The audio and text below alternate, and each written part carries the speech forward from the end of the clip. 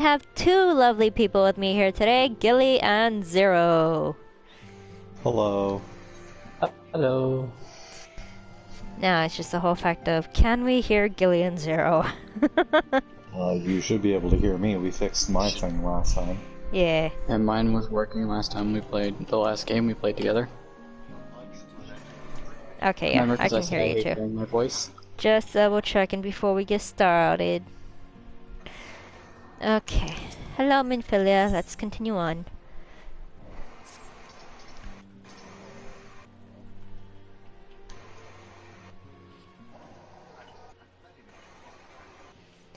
Until not so very long ago, you were but one of the many adventurers seeking to make their way in Eorzea. But for your character and courage, you were raised to the esteemed post of envoy. Thereafter, you traveled the realm, aiding those in need without thought of reward, confirming to Ida and Papalimo that the Scions would benefit from your aid. And no sooner had you joined us than you personally bested the primal Ifrit.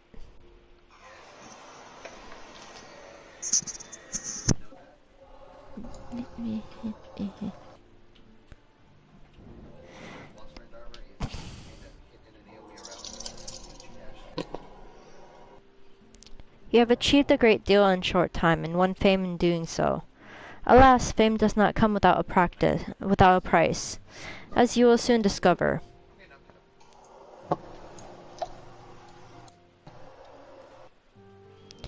We have guests, or rather, you have guests. Beg pardons.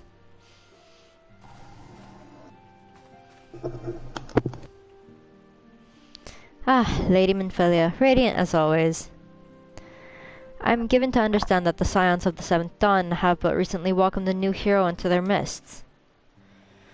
I am here on behalf of the Maelstrom, Grand Company of Limsa to offer said hero a place of honor within our ranks.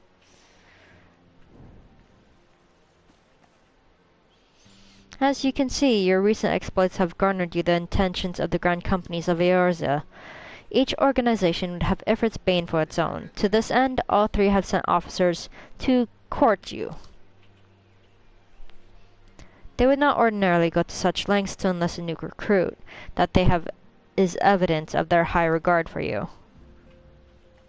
I find myself wondering how word of Akane's deeds spread so quickly. That the immortal flame should know her triumph is to be expected. But what of the other Grand Companies?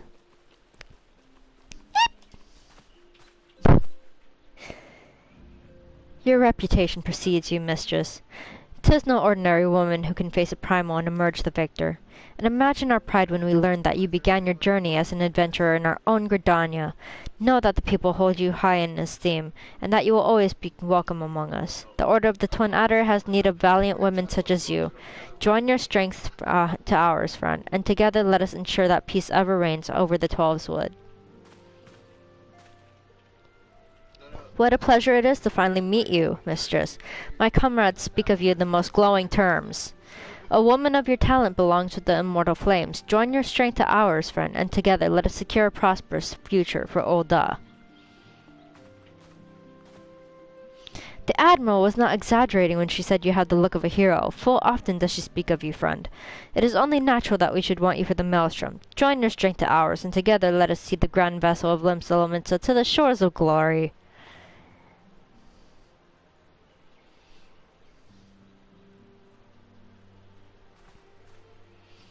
Lady Minfilia. Very well. Though I am quite sure you need no reminding, mayhap a brief summary of the situation would help to clarify your thoughts on this matter. As you know, the Grand Companies are all-encompassing organizations empowered to call upon the martial, economic, and technological resources of their respective city-states in times of strife. There are presently 3 such organizations in Eorzea: the Maelstrom of Limsa, the Order of the Twin Adder of Gridania, and the Immortal Flames of Ul'dah. Serving a grand company means serving the nation to which it belongs. You will be charged with its defense and tasked with advancing its cause. In return for your faithful service, you will be furnished with various rewards, some of which may well prove useful to you in your other endeavors. If you are agonizing over which of the grand companies best deserves your loyalty, be at ease. The commitment you make this day need not be permanent. Should you wish to shift your allegiance at a later date, you are entitled to do so, and yet I concede that it is no small choice you face. A thought occurs to me. You will, of course, recall that the three city-states are planning to hold remembrance services. As well as part of the proceedings, I am given to understand that the leader of each grand company will deliver an address. Hearing the addresses ought to help you make informed decision. What say you, my dear officers? A fine suggestion. You're as wise as you are beautiful, my lady. Very well. Let her hear our leader speak, then return here with her decision. We eagerly await your answer.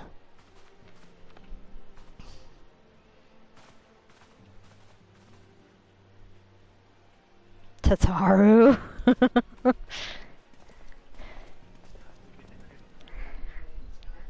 I know full well that adventurers are by their nature a liberty-loving breed, and not best suited to the discipline of military service, but I strongly urge you to join a grand company nonetheless. While the promise of reward is enticing in itself, it is not the only benefit.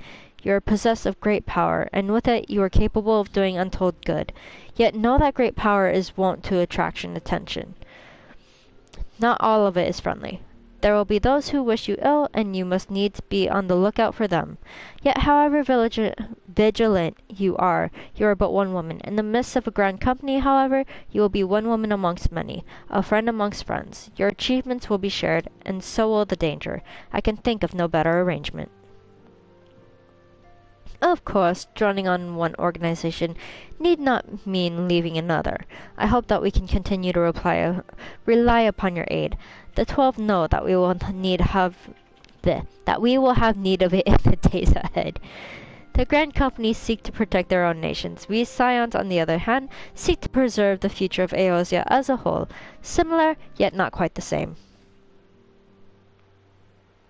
Now then, I expect that you will field more often in the future. As such, I would have you carry this link pearl with you at all times. It will allow you to stay in touch regardless of location.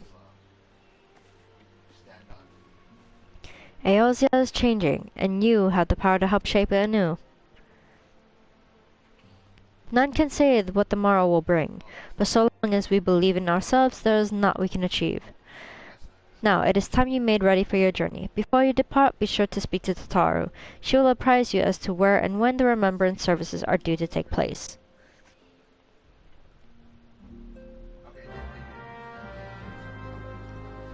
Yay, quest accepted. Ugh. And now to exit.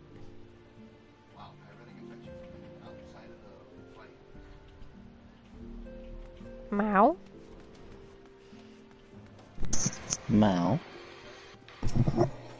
Roar.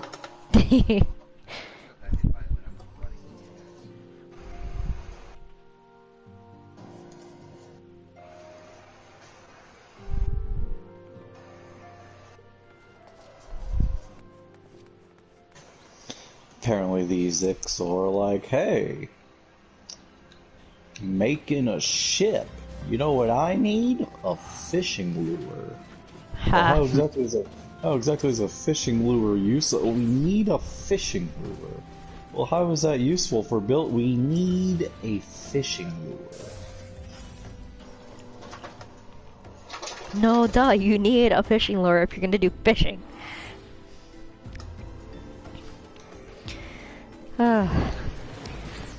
I'm sorry about all the attention you're getting.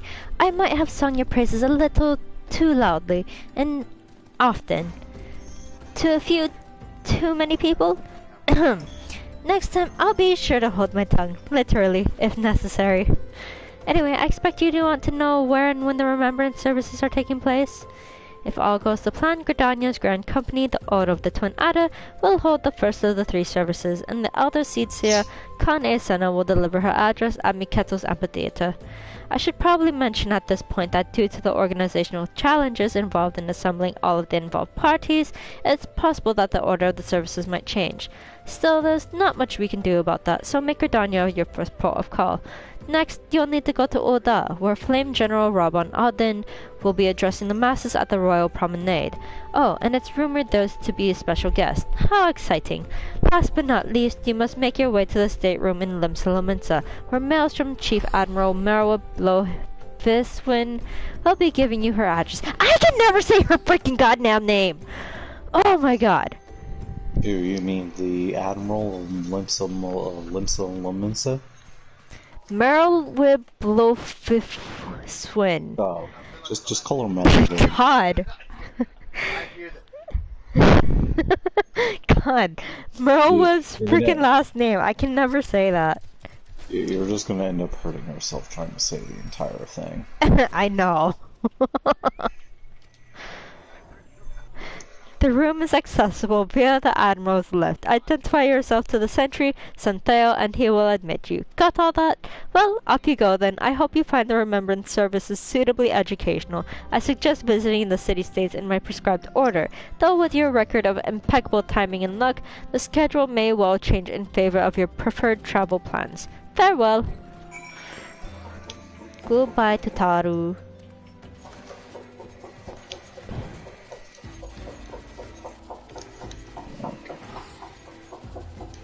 There's 0. So we're gonna do these ones. I take off.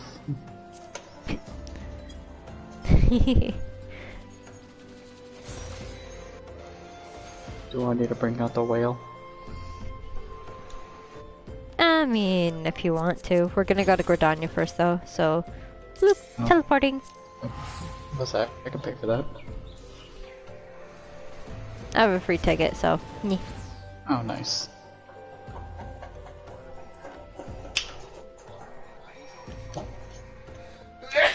Bless you. Sneeze of the spider.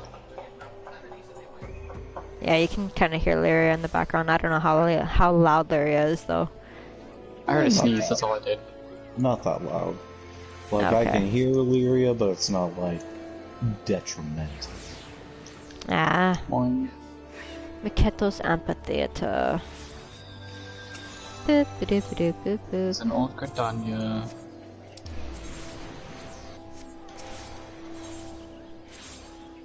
Yay.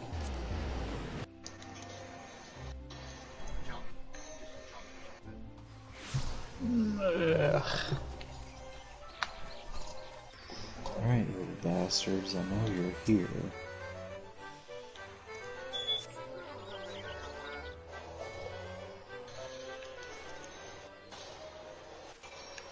I lost my son to the And calamity. cutscene. All together. Some say you couldn't take a step without stumbling over a body.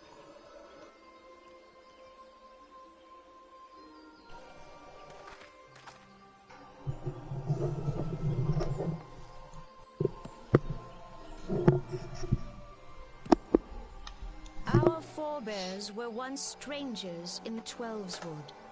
Fearful of the Green Wrath, they hid themselves in the dark recesses of the earth.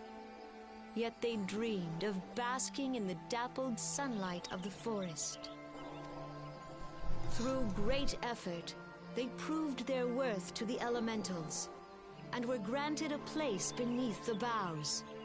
So it was that Gridania was born, some 5 centuries ago.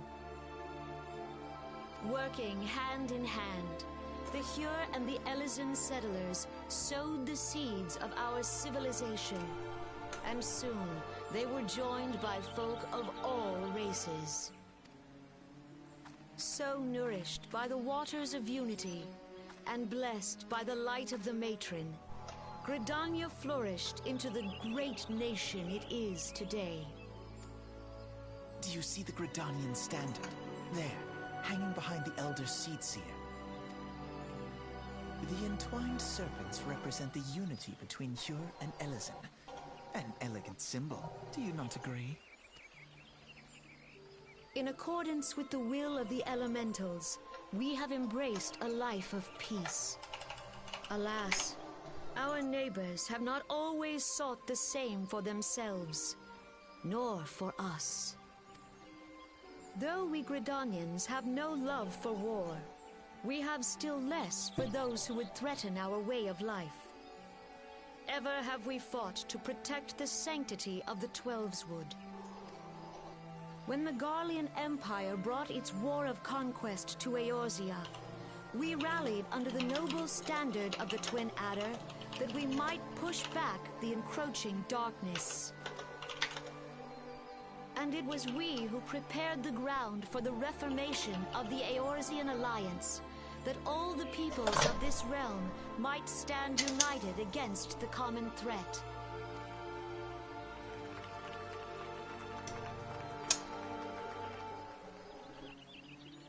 "5 years ago, the Alliance met the armies of the Empire upon the fields of Carteneau. It would prove the bloodiest battle in recent memory. Countless Gridanian lives were lost. As Supreme Commander of the Order of the Twin Adder, ever shall I bear the weight of our people's sacrifice. Alas, their loss was not the only tragedy to befall us that day, for soon came the calamity.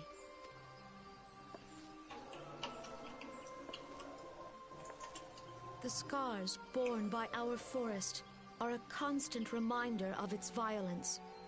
Our lives have been irrevocably changed, each waking hour a struggle to survive. Driven to desperation, some among us have strayed from the path of righteousness, resorting to banditry, poaching, and other unconscionable deeds. To compound our woes, the Ixal have returned in force, emboldened by our suffering. They test our defenses nigh without cease, and prey upon the vulnerable. So beleaguered from within and without, it is of little wonder that our unity now falters. Dark times are upon us. Time was a man could walk the high roads without fear. On this day, 5 years ago, countless Eorzeans laid down their lives that we might behold another dawn. Please join with me in honoring their memory.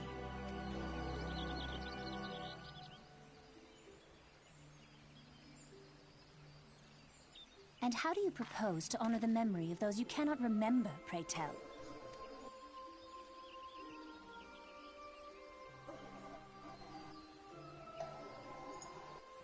The destruction wrought by the calamity was indiscriminate.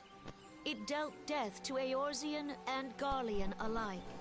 Yet while we have labored to rebuild our homes, to rebuild our lives, the Empire has set about raising steel fortresses here in the Twelveswood.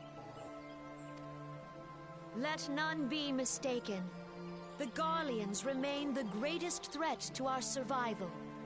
If we are to stand against them, we must remember what it is to be united. Our many troubles blind us to the woes of our fellow man. Thence is harmony lost. Yet harmony is the founding principle of Gridania.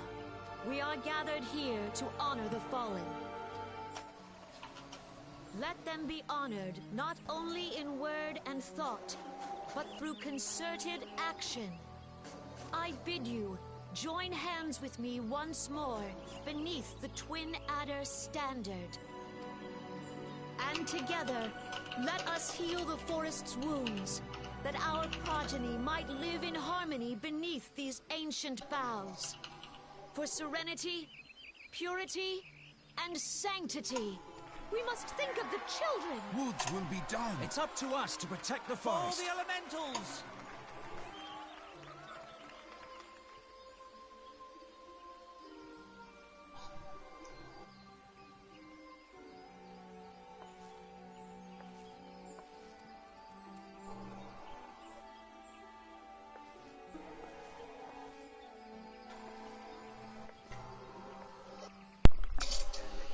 I forgot how young Alisae and alphinaud sounded from the very beginning.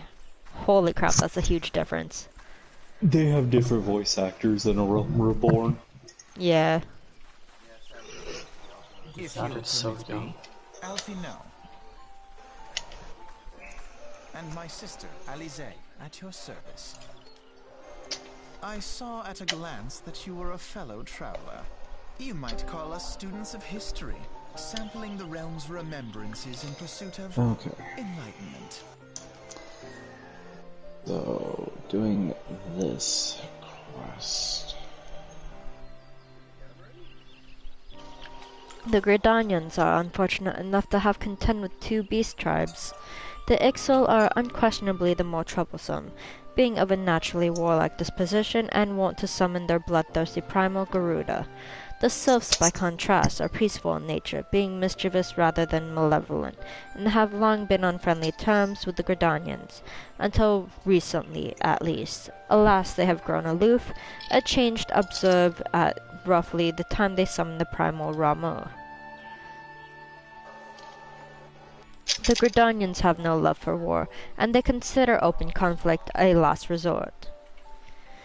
Though they clash with the Ixal ever more regularly, you may be assured that they do so in self-defense. As for the Sylphs, they are as yet bound by a peace treaty, though one wonders how long it will be before it is broken.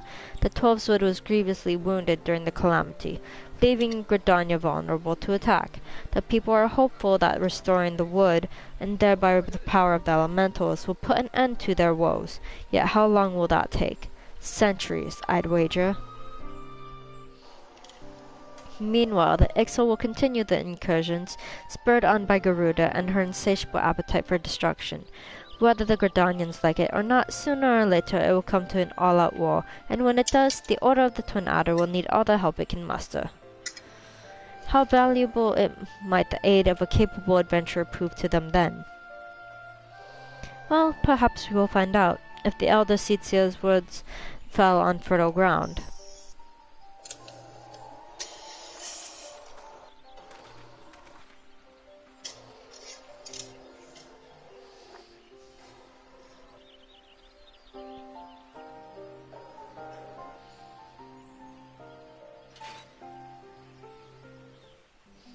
But you know, I like the fact that they added different voice actors throughout the whole entire story, because then it's like them growing up technically along with you in the game. Yes and no. For the most part, they've had, as far as I'm aware of, they've had the same actors since Heaven's Ward. It's just right before Heaven's Ward came out, they had like voice actor changes and whatnot, because they found out in A Realm Reborn, they found out in the first time around, back before they nuked their own game, that the storytelling and the cutscenes and the plot writing was very, like, it wasn't great. It wasn't good, but it wasn't great either. Right. So they were like, hey, we need to do changes. And one of the changes was that they had more interactive cutscenes, to where, like, what they felt to be important dialogue was turned into voice-acted cutscenes instead of text ones. Mm-hmm. Granted, I also found something out interesting today. So you know the opening cinematic for A Realm Reborn. Yeah, what about it? Back when the game was the first Final Fantasy XIV, the first one around, they before they shut off the servers, they played that opening cinematic as the extinction event. So that opening cinematic is actually physically canon, because that is the ending of the first Final Fantasy XIV. So it was really interesting, because I was watching some footage about it, because I was watching a streamer talk about some stuff. And And they literally had, like, every player on all of the servers gather in, like, the Morgana area, and they had the red moon, Dalamund, in the sky. It was up in the air, and then they did, like, a big countdown. They did, like, a server announcement, and then they actually physically played the cinematic during, right before they shut off the servers. Oh, wow. Okay, that's new. All right. And it's actually... Oh, sorry, no. No, continue. Oh, I was gonna say, it's actually interesting to see how both opening movies were different, because, obviously, as I said, our movie is technically the end of the original Final Fantasy XIV, but it does share similarities with the original one, but there's also, like, key differences. Because what was at the time when it happened, what was it? Do you remember in the Coils of Bahamut, they had that one Legatus guy, and they were like, hey, this is the guy of, like, the whatever legion. Like they essentially feared him more than Gaius, because they were like, yeah, so fighting him was actually the end of the first Final Fantasy XIV. Okay. That's interesting. That's... I wonder if I can find that. Like, send me the link later if you actually know where to find that. I don't know where to find the actual original footage. Like I said, so this is what I watched from. It was a streamer reacting to another guy talking about, like, the differences between a Realm Reborn now versus what it was back in the day. Oh, okay, gotcha. Yeah, so it was like footage of footage. Okay. And now we are in Oda, and let's get started on the cutscene.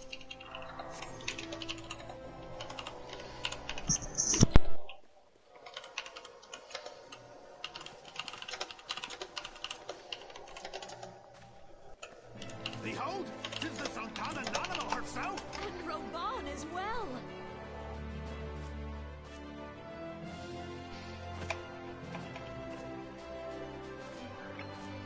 Hark you, souls of flame, drawn to the bosom of the desert, where the fire burns brightest and shall rage forevermore. Hurrah! Rauban! Where since antiquity, under the sage and judicious rule of the Ul dynasty, we have brought sand into gold, where by the grace and glory of Nalthal have our brave sons and daughters flourished and prospered. I speak of Ul'dah! There, at the Flame General's back flies the Grand Company's standard. Note the sigil. The golden scales of order balance the jewel of prosperity with the flame of might. Great and many are the gifts our nation has given the realm. In Eorzea's darkest hour, on the killing fields of Cartano, none spent more in blood and gold than we. Thus was the 7th Imperial Legion laid low. So that's how it happened. How soon history forgets. Yet many left our gates, never to return. Let us pray for our absent brothers and sisters, that they might know happiness in the great beyond, as Thal's honored guests. If the fates were fair, the price we paid that day would have bought us victory. Alas, they are not. And now, but 5 years into this 7th Umbral era, the spirit of sacrifice which granted us our strength is all but dead. Look around you. What do you see? A people divided, downtrodden and enthralled. Where are the merciful alms of the rich? Where is the just steel of the righteous?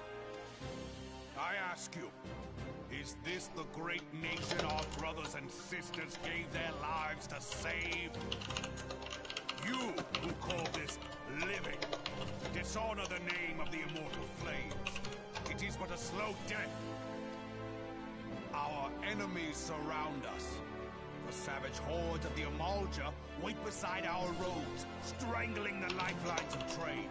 Meanwhile, the Guardians make mock of our borders and despoil our land of its natural wealth. We stand on a precipice, yet we do not act. Whether trader or soldier, monetarist or royalist, all must recognize that a divided Uldar stands to fall. Victory and fortune walk hand in hand. Ye who seek glory and wealth, look not to what little you can snatch from your neighbor, but to the boundless wealth of the world beyond. Now is the time to unite. Now is the time to ride forth. In the name of the Sultana, I beseech you. Line not your own coffers, but those of the immortal flames.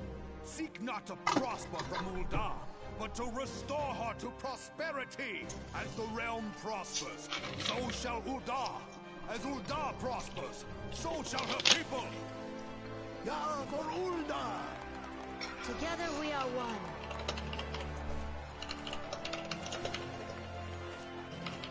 Your grace. Raban?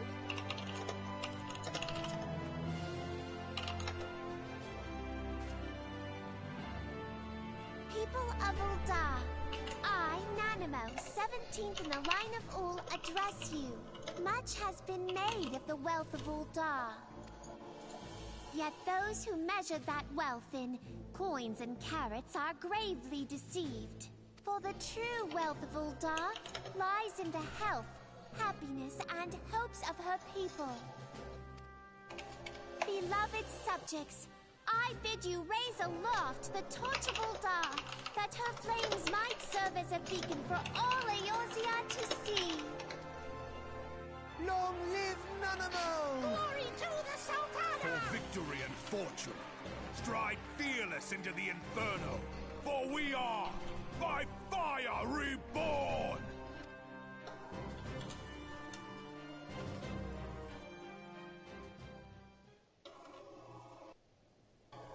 Forsooth! The time is now!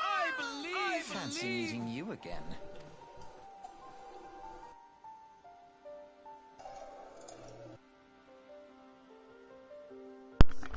The Uldans have a long history of conflict with the Amalja, the beast tribe that worships the primal Ifrit. Judging by your look of distaste, I take it you have encountered them. The Uldans do not shy from confrontation. If aught threatens their precious prosperity, they will seek to crush it. So they have dealt with Ifrit thus far, smothering his flames each time he is stoked to life. Yet he is but one of several problems. Though they have been quiet these past 5 years, the Garlands have not gone away. Meanwhile, refugees continue to arrive in droves, and Uldar has no clear policy on how to deal with them. After all, not even the Sultan's coffers are bottomless, and even assuming they had the coin, resources will ever be infinite. Which brings me back to the subject of Ifrit. It has been observed that the Amalja are summoning him with ever-increasing frequency. Every time they do so, the Uldans send their forces to smite the primal, and though they invariably succeed, each victory is bought with blood. It is a war of attrition which they cannot well sustain. Small wonder, then, that the immortal flames are eager to recruit more members. At such a desperate hour, an adventurer of your experience would be a most welcome addition to their ranks.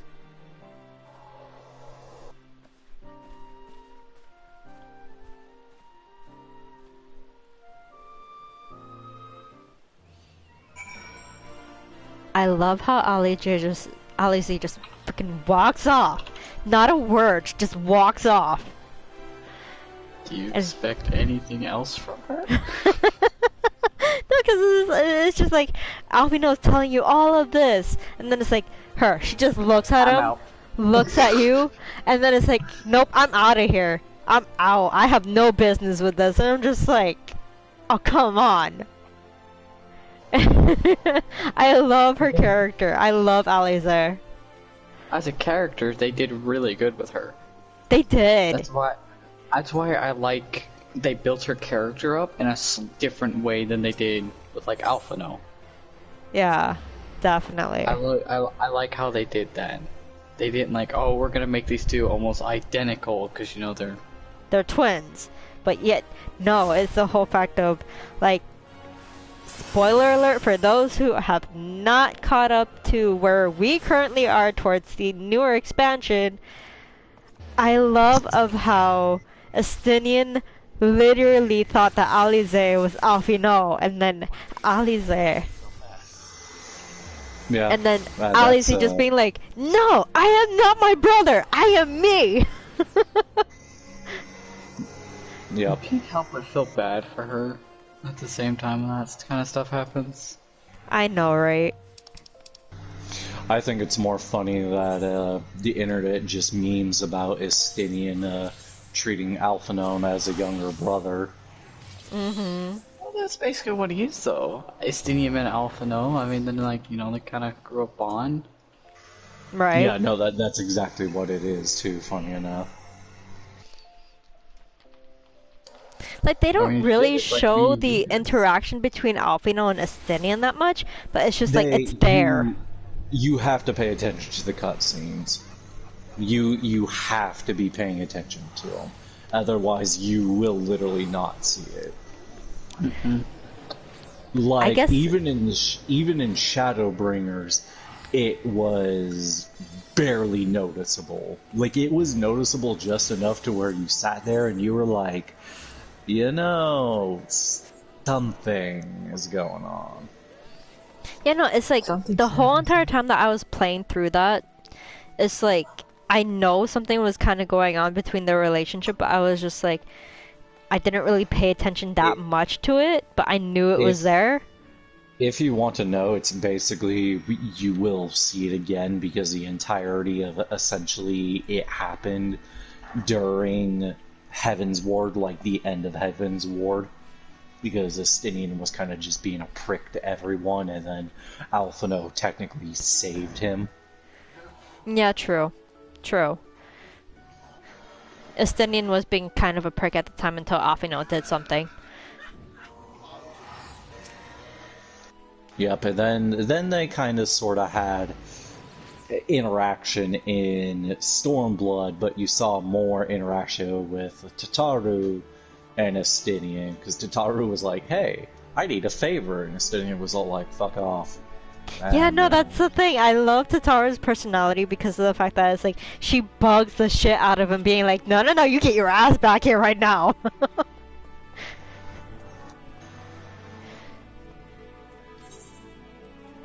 Alright, and now for Limsa Lominsa. Cutscene. The Garleans are another matter altogether. So much for our alliance. It's sunk beyond the seabed.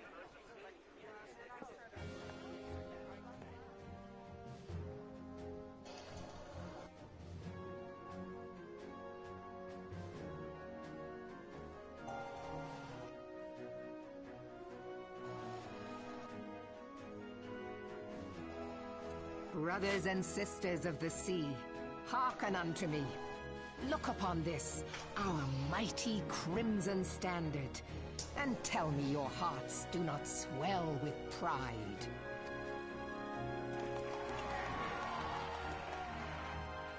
"700 summers have come and gone since our forefathers first ran aground in this fertile bay. In that time, guided by the Mother of Oceans, Limsa Lominsa has grown from humble fishing village to uncontested ruler of the 5 seas and beyond."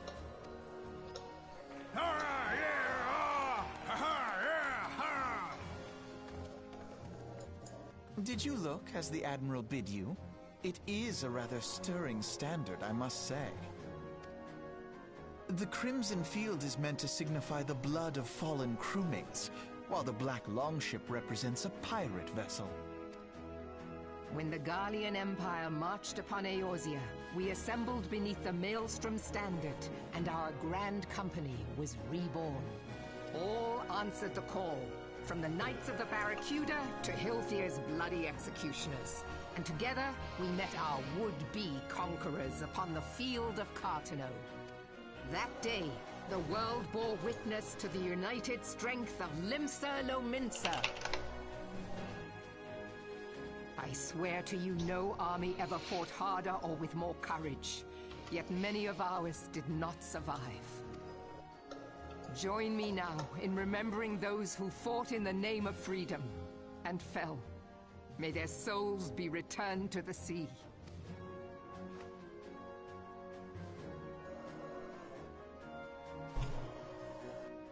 Freedom.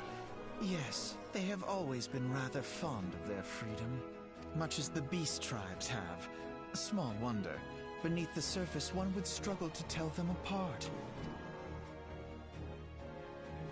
It has been 5 long years since the calamity struck. 5 long years of tireless rebuilding. Yet still the wounds of the calamity fester and weep. But when I stand atop the mizzenmast and gaze out upon our battered and broken vessel, I see an undying spirit. Did we not build all this from the wreck of the Galadian all those centuries ago? Shall we not do so again? Yet there are those who would see this ship of ours sink beneath the waves of the restless Rotano. The Sahagin creep ashore seeking blood for their accursed god. Those fishback The Sahagin have risen? While the mines of Ogomero spew forth kobolds who push ever south, despoiling our lands as they go. These savage beast tribes will be the first waves to crash against our creaking hull. And behind them swells the grim tide of the Garlean Empire. Even now the Curs fly their flags within our borders. Doubt not, but that they will be upon us ere long. We are well nigh surrounded. Yet there are those among us who would rather turn their swords against their crewmates than our cannons against our foes. How can we hope to repel our many enemies when mutiny breeds below deck? There is but one course left to us. One bearing that will bring us victory over the beast hordes and the Empire both, and see this ship safe to port.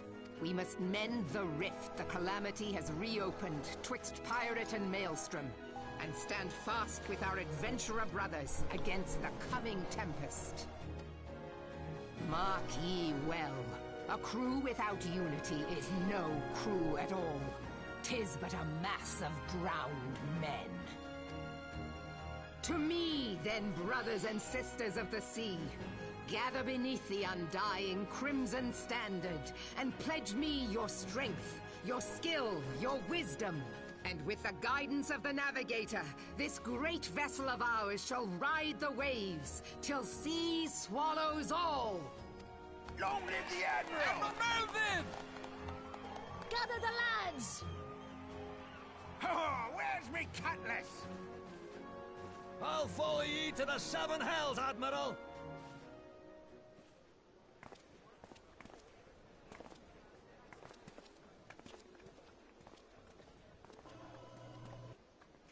Fancy meeting you again.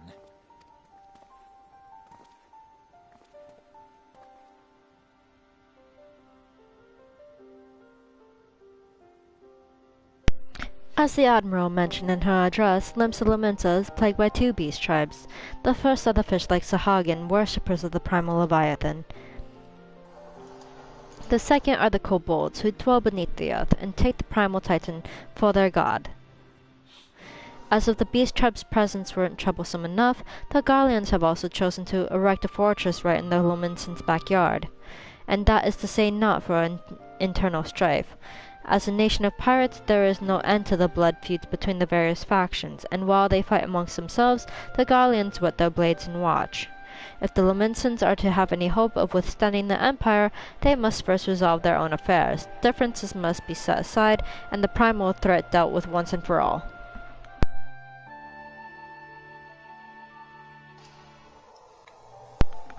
To this end, I expect that they will soon take decisive action against the beast tribes.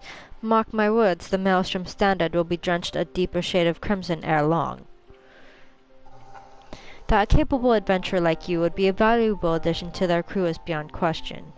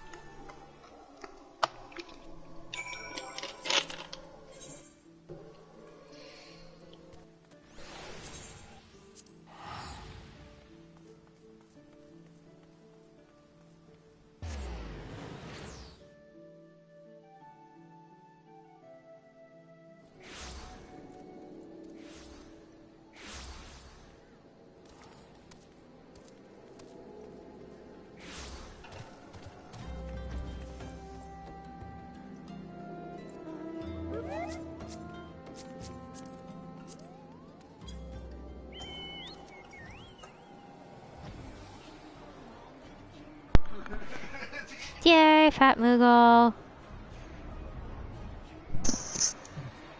Woot, fat moogles.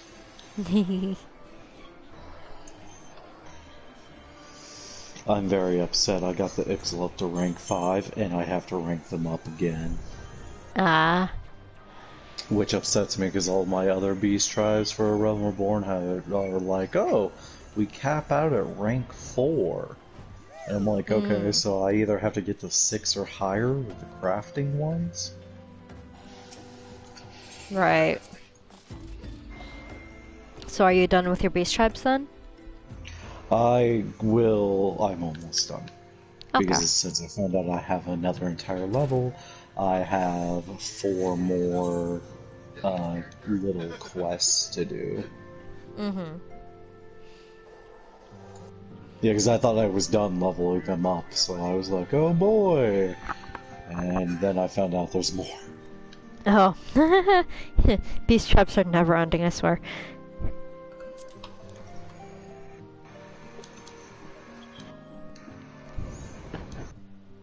No, I see it. I see what it's doing. Hello, Minfelia. Welcome back. Were the Grand Company leader's words as illuminating as you had hoped? Aye, each nation is best beset with problems. I trust you see now why your services are in such demand. Would that there were more of you. But you must be tired from your journey. Why don't you rest a while and take a moment to reflect on your decision? Once your mind is made up, pray give the Grand Company officers your answer.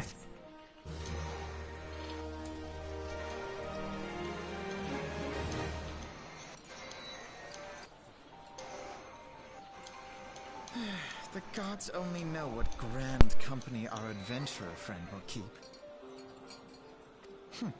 The wheels of change are in motion regardless.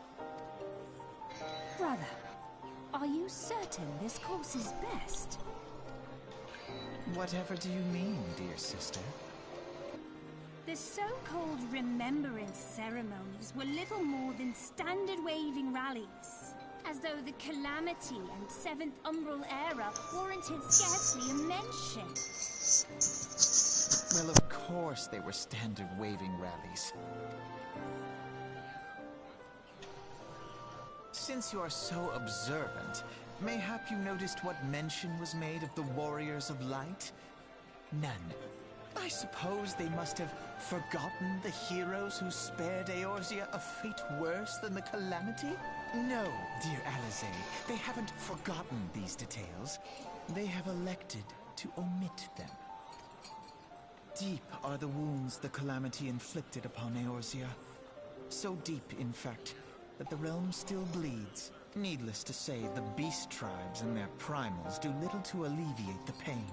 So, the task of salving Eorzea's wounds falls to the scions of the Seventh Dawn, with a little help from our friends, the Grand Companies. Remembrance will yield no remedy. If our world is to heal, we must put the horrors of the calamity behind us. Our grandfather would never entrust the fate of the realm to despots who rewrite history to their convenience.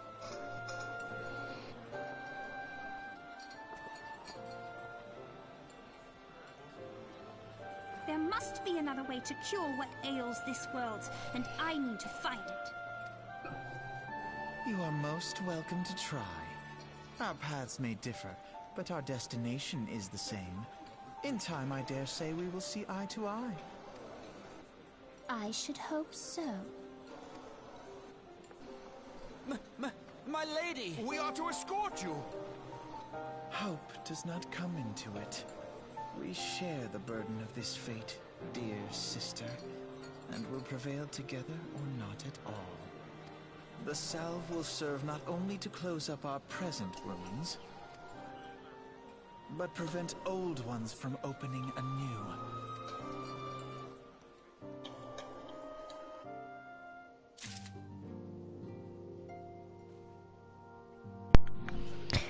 Okay, Storm Officer, Flame Officer, or Serpent Officer. Doesn't matter. Not really. Not really. It Just depends on really where doesn't. you go. It's, in all honesty, the only argument you can. You okay with there, Gil? You started to cut off. Fine. Yeah.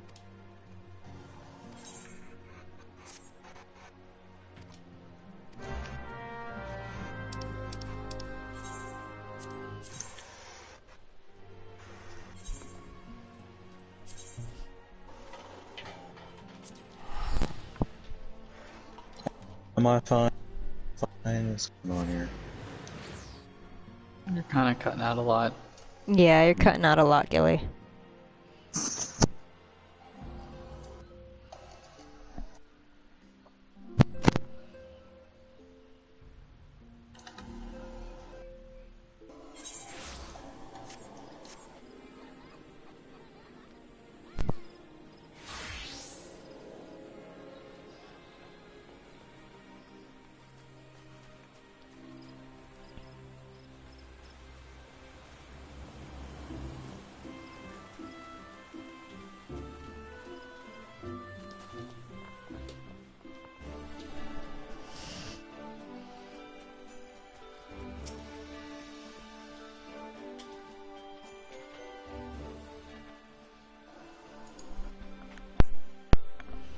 You are come to the Adder's Nest, headquarters of the Order of the Twin Adder. Ever do welcome they who would toil on the elementals named for the good of our forest nation. And I believe you are expecting me. Thank you. Ah, the great adventurer herself. Yes, our recruitment officer sent word that you are on your way. It is a pleasure and an honor both to welcome you to our ranks, friend. Now let me gather together the relevant documentation. Blah, blah, blah. Sir! What is it? Report. An urgent message from Alisae's spire, sir. A high-wind skyway airship has taken fire from the Imperial forces in the skies over the East Shroud. The vessel's engines were crippled, sir, and it was forced to make an emergency landing southeast of 9 Evies. 9 Evies! Gods, this could not have come at a worse time. All but a handful of our forces are presently afield, dealing with the Exol. I know full well you have yet to be formally inducted into our ranks, but we have urgent need of your aid. In all likelihood, the airship was bearing civilians, and if the reports are accurate, it will have come down dangerously close to Garlean occupied territory. Please make all haste to this area southeast of 9 Evies. Locate the airship and ascertain the status of the passengers. and ascertain. Blah, blah, blah.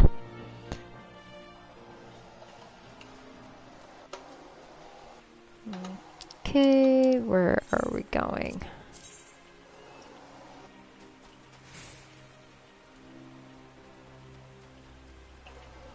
To Hawthorne Hut, and I am not attuned to that yet. Bleh.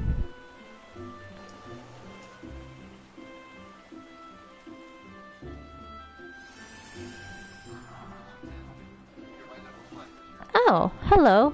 Thank you, Malik.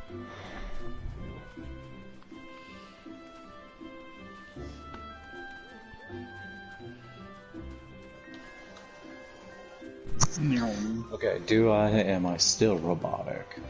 Nope, you're good, Gilly. Okay. I need a ride to the Hawthorne Heights.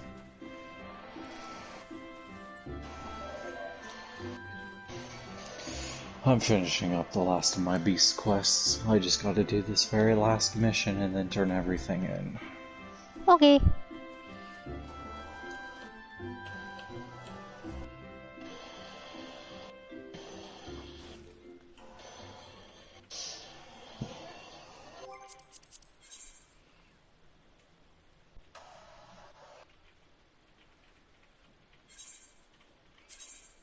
Well, let's go there real quick.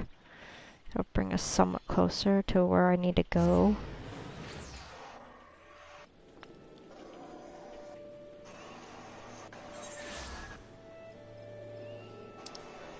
Now, where on the map is Hawthorne Hut?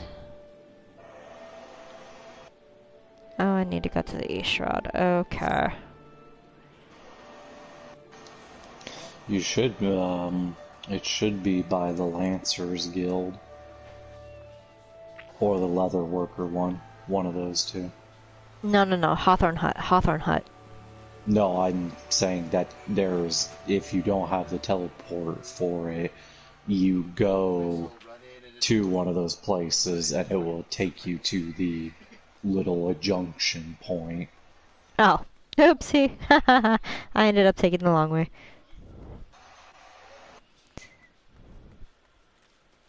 Wee.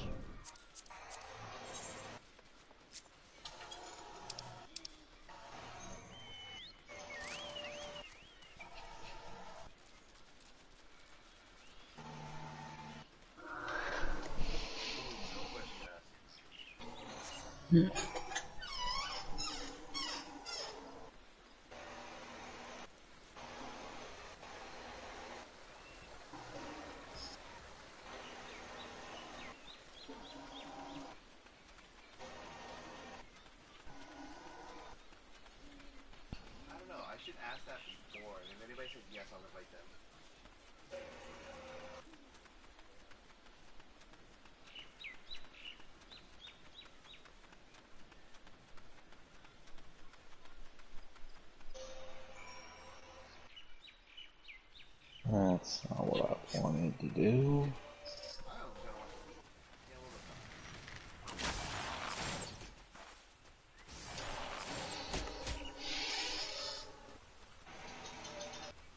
Thank you, Rose. Thank you. Wee.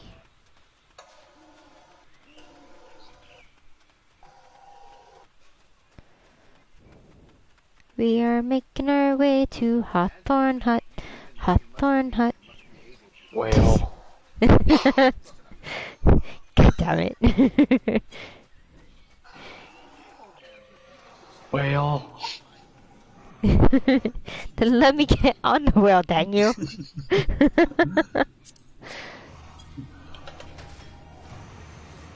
Zoom. Zoom. Pretty sure that's Whale not a natural zoomies. sound. I was gonna say, I'm pretty sure that's not a natural sound whales make.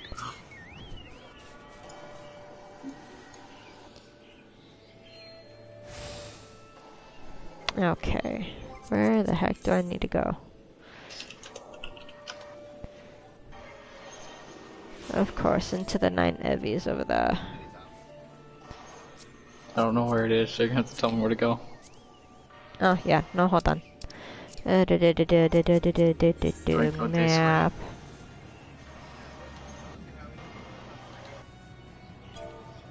There you go. Flaggy. I flagged it. You have to send it to me. Oh yeah. Flip, flip. Ha. I'm a dummy. I'm a dum-dum. Dum-dum one, num-num. There we go. I was going the wrong-ish right way. Wrong-ish right way, yeah. I was going in the in-between. I wasn't going the wrong way, but I wasn't going the right way either. Right. And we're here. Oh wait, wait, isn't this a solo instance? Yeah, it is. So I'm gonna have to leave party for now. No.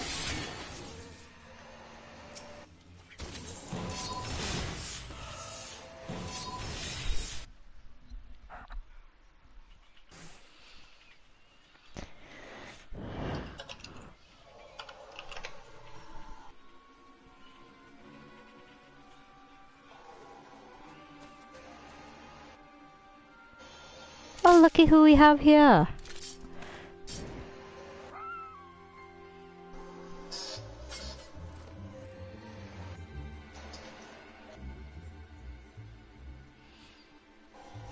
An adventurer? What are you doing out here? No, wait, let's find some cover first.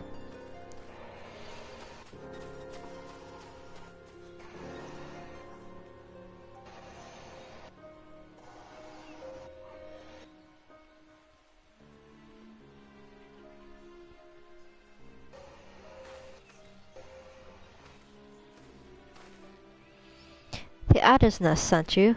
How do I know you're not an Imperial spy? You don't even have a uniform.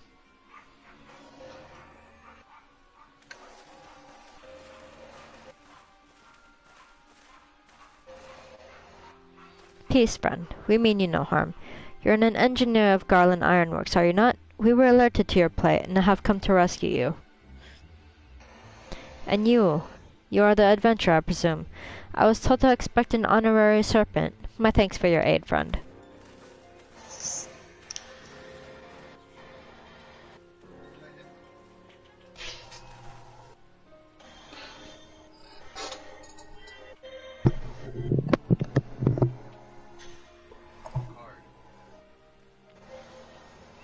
I've never seen a craft of this design. It must be Garland's work. Is there no end to the man's treachery? The secrets of Magitech belong in Imperial hands. They are not to be squandered on Eosian savages. We are taking this craft back to the fortress. Dismantle it if you must. And bring the engineer. Someone must pay for Garland's crimes. Imperial scouts from Castrum Orions. They mean to requisition the ship. Wedge, you have to help him. That fool of a Lollipop was hiding inside the tiny Bronco. The tiny Bronco? But isn't that Ironworks' latest creation? It's the first airship we've built since the Calamity. The first since Master Garland, well, since he went missing. After years of work, she was finally ready for her first test flight, and she was soaring. She really was, till those bastards blasted her out of the sky. Attend me all. The Ironworks' latest creation must not fall into the Gungarlian hands.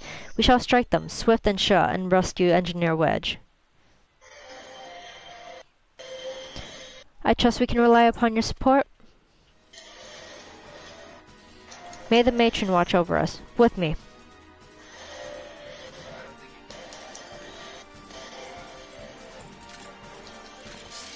An ambush! To arms!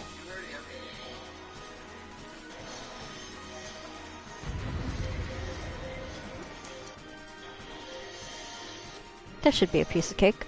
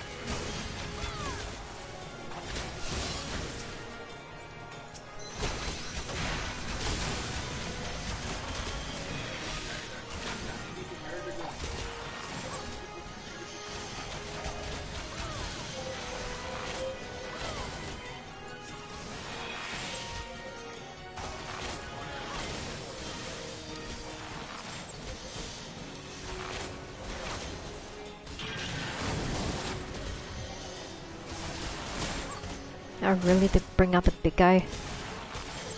Forgot about that.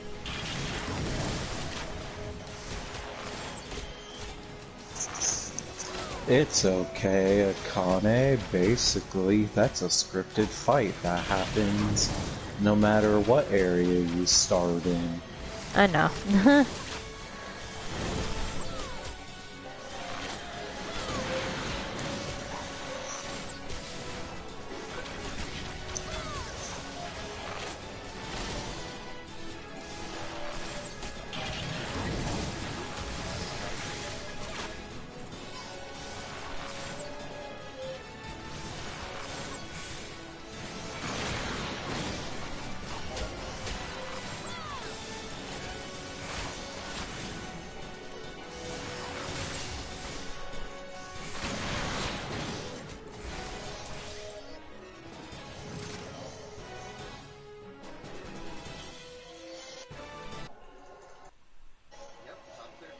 Biggs!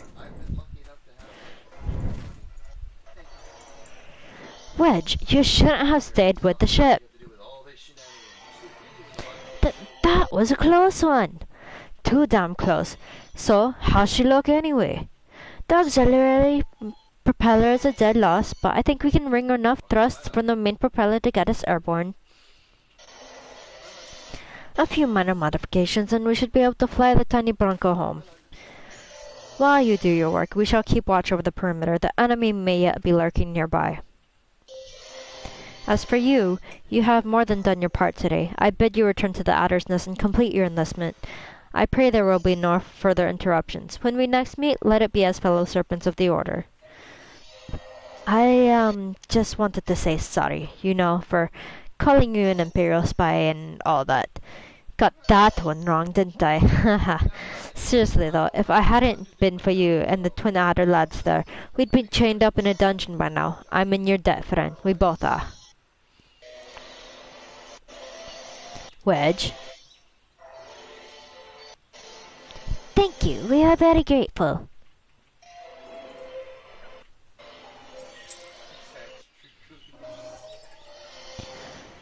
Boop, boop, boop, boop. Okay. There's the family. Well, Nay. I'm Fear me. Oh, goodness. Okay, I'll take this one because I know I have it already on the other one.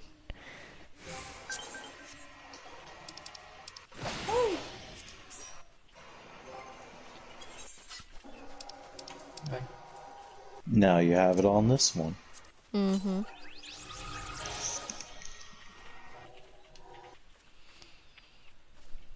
Alright, back to Gridania.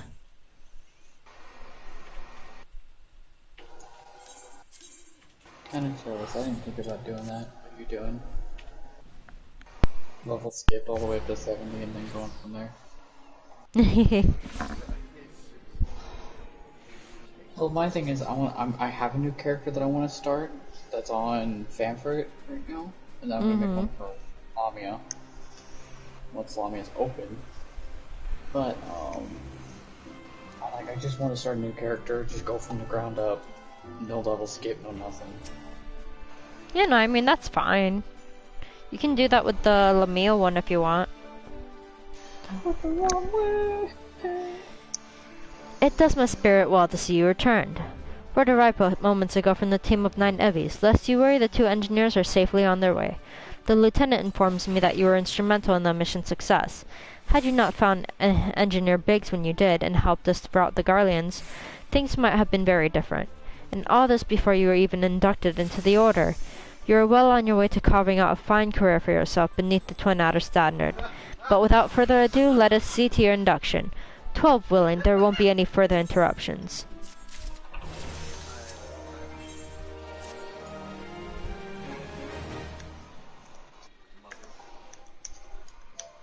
Protocol requires I apprise you of who we are and what we do, after which I will invite you to swear an oath of your own free will. Ahem.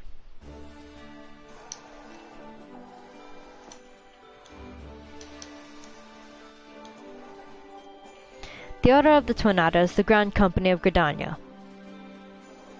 It brings together the martial, economic, and technological resources of our nation, that we might stand strong in times of direst adversity, when our very survival hangs in the balance.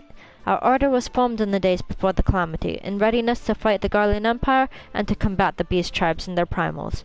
Needless to say, our struggle continues to this day. Elder Sitzia Kane Sena is the supreme commander of our forces. Under her wise leadership, we protect the people of Gridania and the sanctity of the Twelveswood. As the entwined serpents that grace our standard, let forest bonds strive as one with friends from afar to ensure that peace shall ever reign in Gridania. In doing so, we honor the will of the elementals, and theirs is the will of the wood. Now then, I ask that you give us unto your oath of allegiance in whatever fashion that you see fit.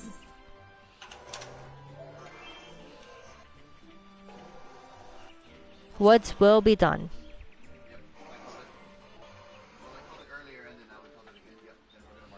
So you know the words of our grand company, that is well.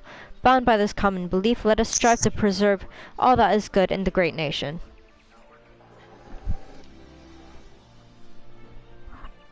By the power invested in me, I assign you the rank of Serpent Private 3rd Class. You are now a woman of the Order of the Twin Adder. Go forth, and do that which brings peace to the Twelveswood and honor to our name.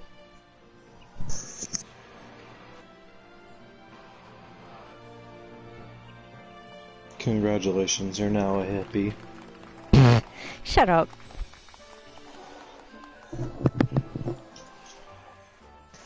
If anything, I've always been a hippie, because no matter like what game I play, it's either I'm like an elf or something. And I always go for the woods. Speaking of archery and whatnot, I was going to see about bribing you. Bribing me? Yep. Oh boy, what is this bribery? Yep, I was going to bribe you with Avara to come play Warframe, because I know you like bows and stuff, and she quite literally is the bow frame.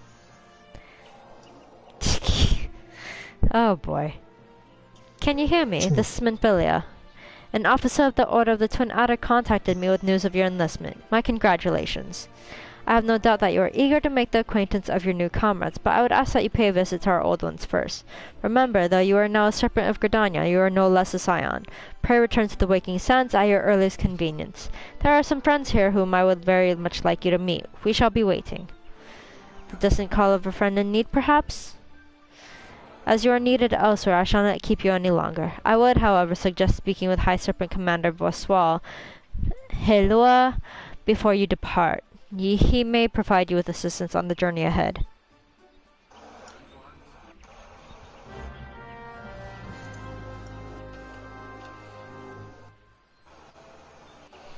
You may now accept the quest, My Little Chocobo Twin Adder, by speaking with Borseo Waloa.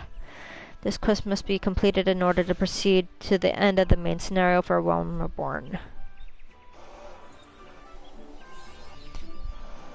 Why are there markers everywhere?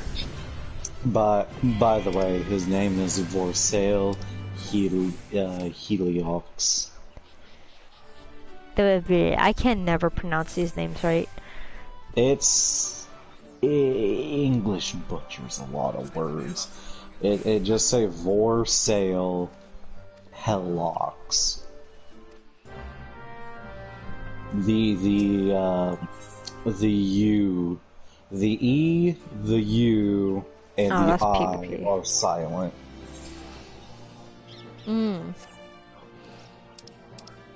It's really odd. It's all these people playing Yu-Gi-Oh with him. Why are there markers being put down? I don't know. Someone's bored. I do know, but Granted, we could always actually, I don't know, are markers set for everyone or just party members? Just party members. Just us. Disappointing. I shouldn't do mine then.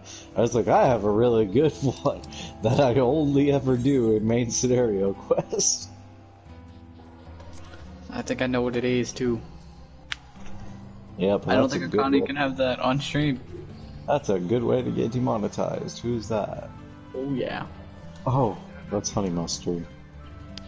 Serpent Quartermaster.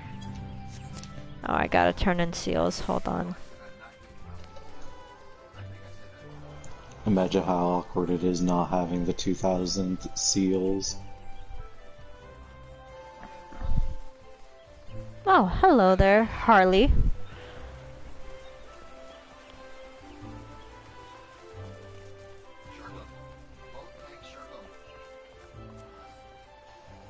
Serpent Quartermaster. Okay, so...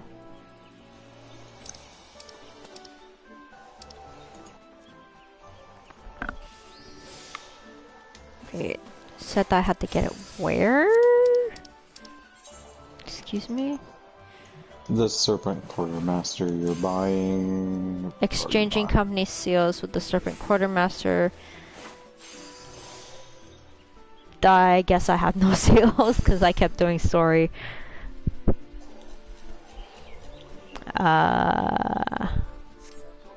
Okay.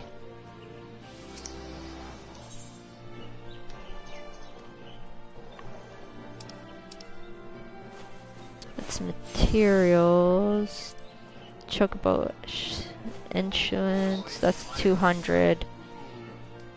Well, let's just go do some fates and stuff before I get started on other stuff.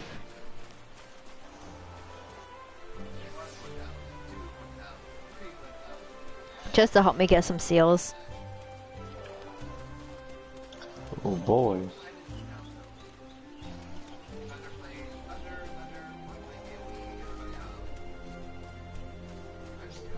I always have a nightmare that just makes my stomach churn that like running with a greatsword like this, the damn thing is gonna get like caught on a rock or something and I'm just gonna go like head over heels over it. Mm-hmm. What is going on? That's where you just smile and wave and just keep on going. Yeah. I saw one too many Lalafels gathered in one spot. That's automatic Lyria. Keep it down with your laughter, please. Ooh, someone's getting in trouble. Achoo. Where's the nearest fate? Over at Dunstan Spire. This way. Boop. I had the wrong mount. That's okay. Do we have a mount pulled out? Yes, we do. Zero, get over here. I was coming here. Okay, let's go to the fate. So I can get serpent seals and get my mounts and stuff. I want that mount. Ah, yes, the bird ladder. Wait. Birdie ladder. It's up. Oh. Wow, I'm dumb.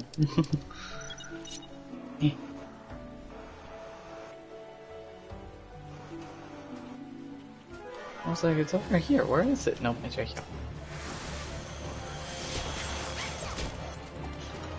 I wish I had most of my abilities, but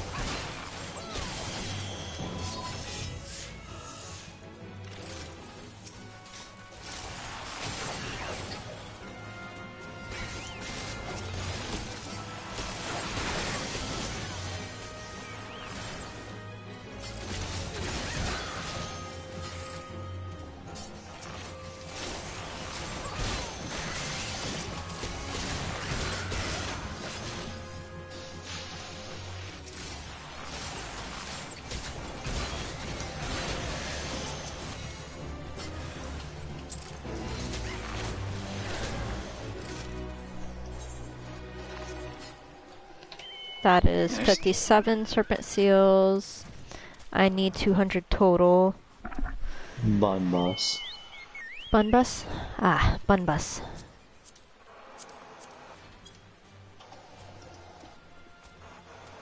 No. I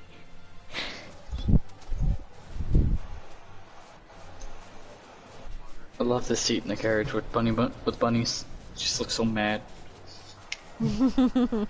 Drops you off right here. I'd be so upset. Not like I could fly, but it's just like I'd be so upset. Ah, shoot. Yeah, I don't have the level sync for this one. Whoa, whoop. No, you do have to level sync for the fate. Not for me. What? How come not for you? I'm a level 36 Dragoon. Oh, okay. Yeah, I kind of noticed that we're just going to be doing fate, so I hopped on this class again. Okay. Kind of beneficial to me. It helps me get levels for this thing. So. Hey, whatever helps, right? Yee.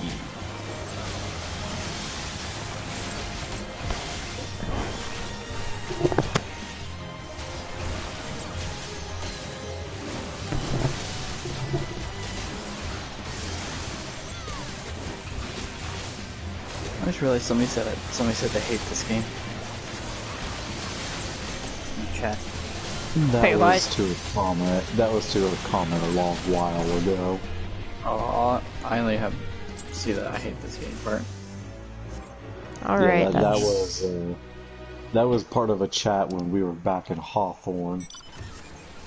Currency. I now have 235 serpent seals. Alright, going back to Gridania. Now I can get my chocobo!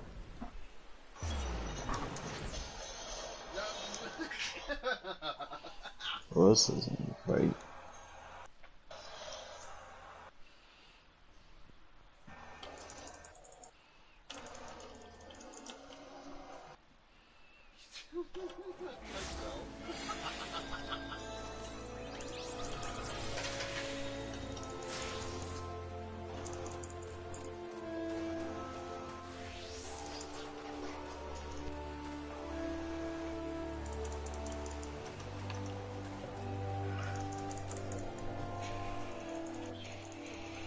Hello, Quartermaster. I am back. Now give me my chocobo.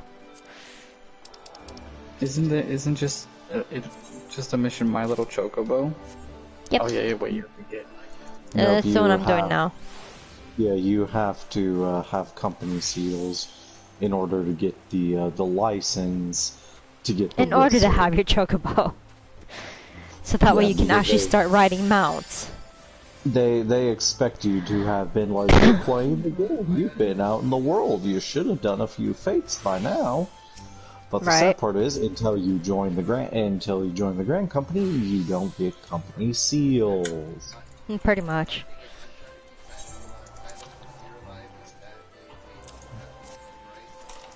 I'm currently just doing a fate. That's fine. Someone sounds tired. I hear the yawn. Not me. Yes, everything appears to be in order. Nope, not me. A moment, please. I'll be right back with your chocobo.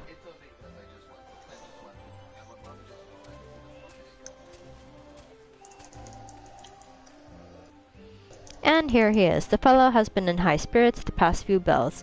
He must have sensed that his master was coming.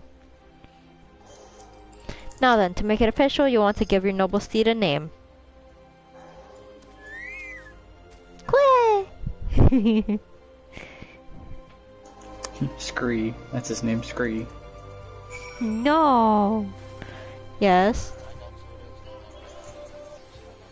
Oh, thank you. Quay! I shall name you... Tater Tot. No! Nugs.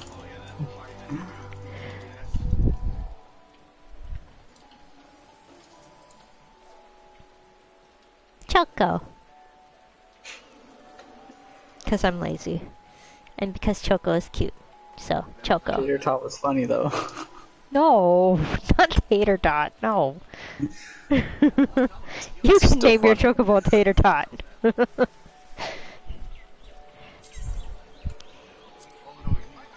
Choco.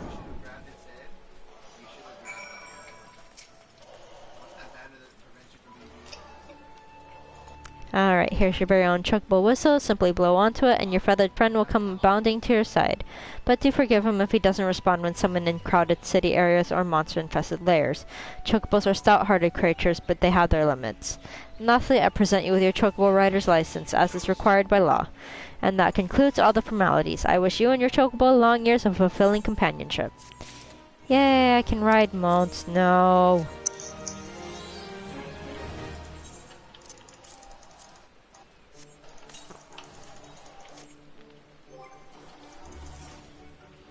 Mount Guide, my Chocobo, and all the other mounts that I have. Thank God! I can ride them now. Pray return to the waking sands! To Horizon we go.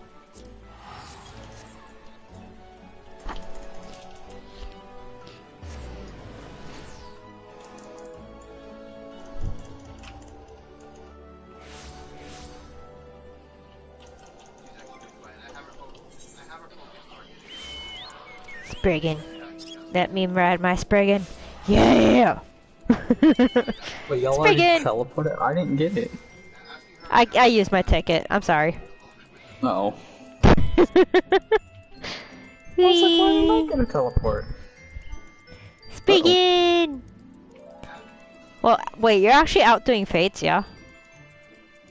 Yeah, but I should have gotten a teleport if you paid for it, but used your thing.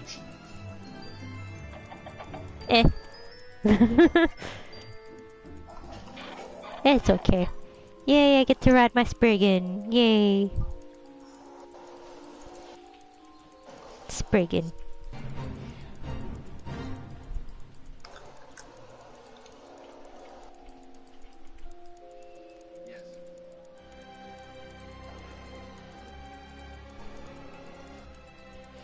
I wonder though, can I? No, I can't fly. Not yet. Yes. Okay.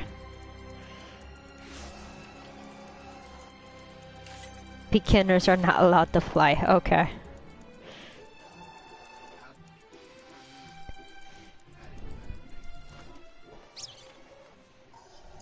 Whee.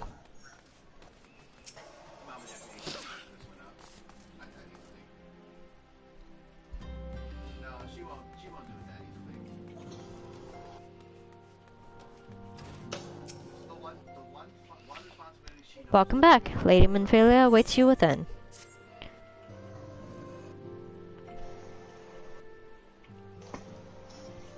Welcome back. It seems you wasted no time putting your skills to work.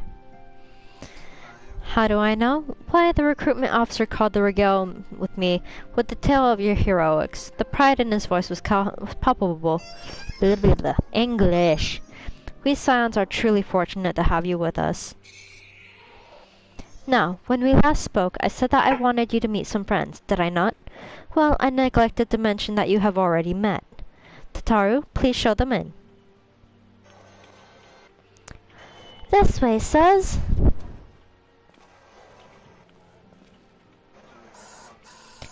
Thanks again for getting us out of that mess. We owe you our lives. But I don't think we've properly introduced ourselves. I'm Biggs. And I'm... Guardsman, spit it out, will you? Wedge, at your service! I'm pleased to say that... Wedge is Scottish. I can't exactly do a Scottish accent, but I can try. Biggs is also technically either slightly Irish or British. It's somewhere in between the two. Yeah, he's a mix. Yeah, he's a mix. Like, it's really weird because, like, you would almost expect it to be reversed. True. Like the first time I ever heard Wedge speak, it scared the shit out of me. 'Cause I was all like, "Did somebody break your voice filter?" Well, I mean, he's a lullaby. Come on. Well, I mean, still though, it's like this short ass little lullaby like you've never heard him speak before. It comes up to you and he's all like, "Hey, yeah, we got to get this machinery up and running. Alright, look at the Magitek over there. We're gonna call it Maggie." And then Biggs is just sitting over there sipping tea like, I yes, just say, Wedge, you indubitably. need to relax and have some fun every once in a while. Yes, Wedge, please do calm down. Yes, you need to have some fun. You are clearly working too hard, and you are upsetting Master Garland.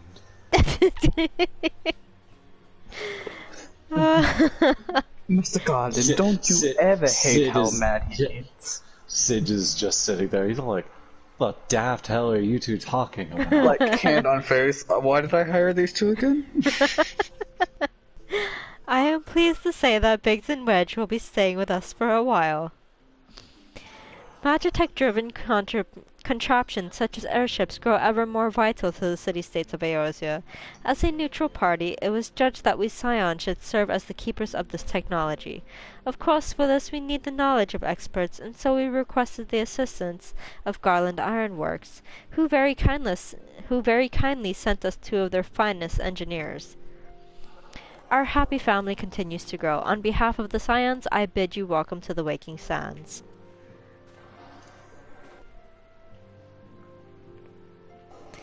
Like every soul here, I love Eorzea, and I count myself blessed to have been given this chance to stand with you all and fight for the future of the realm. Never have I known such fulfillment, such happiness.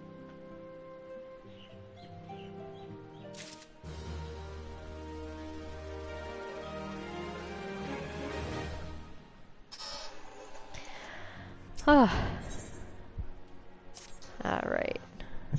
I'm very upset. This person's name is Derpy Cats, and they're not in the code. And cutscene. We have a favor to ask of you. Urianger, have the documents arrived from the students of Baldessian? Aye, my lady. They arrived but recently. We have conducted a study at the behest of the Order of the Twin Adder. Papalimo, Ida, a synopsis, if you would. Our task was to survey the behavior of the Sylphs, a beast tribe indigenous to the Twelveswood. Oh, how to describe them. They look like Gisselcreens, floating ones, that worship the primal Ramu. Though technically a beast tribe, Sylphs are blessed with a comparatively personable demeanor, conducive to peaceful communication. Offering us an invaluable opportunity to learn what the beast tribes know of the primals. While Ramu's existence is well documented, the Sylphs do not, or perhaps cannot, summon the primal any longer, insofar as can be ascertained. Until such time as we know, it would be unwise to assume that the threat posed by the primal has passed. Which leaves Gridania with the added worry of not knowing what they should be worrying about. In that regard, they are hardly alone. What we can say with absolute certainty is that Gridania has its hands full fending off Garuda, who, I need hardly remind you, is among the most savage and terrible of all known primals. In short, it is essential that we approach the Sylphs in as diplomatic a manner as possible. Words and actions can be misconstrued. The only sure way to communicate our intentions is the echo.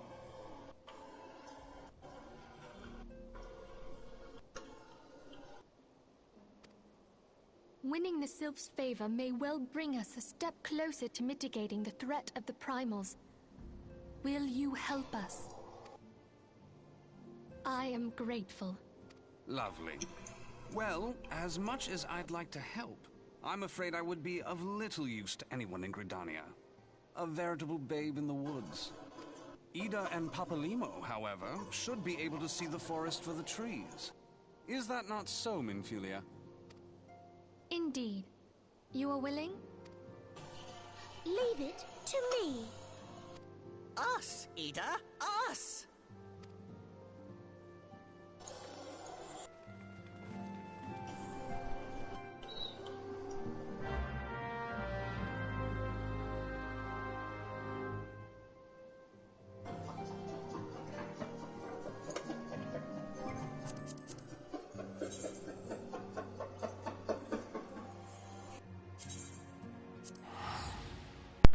Alright, back to Gridania. Okay, don't come outside. Pray return to the hippie forest. Oh, shut up, Gil.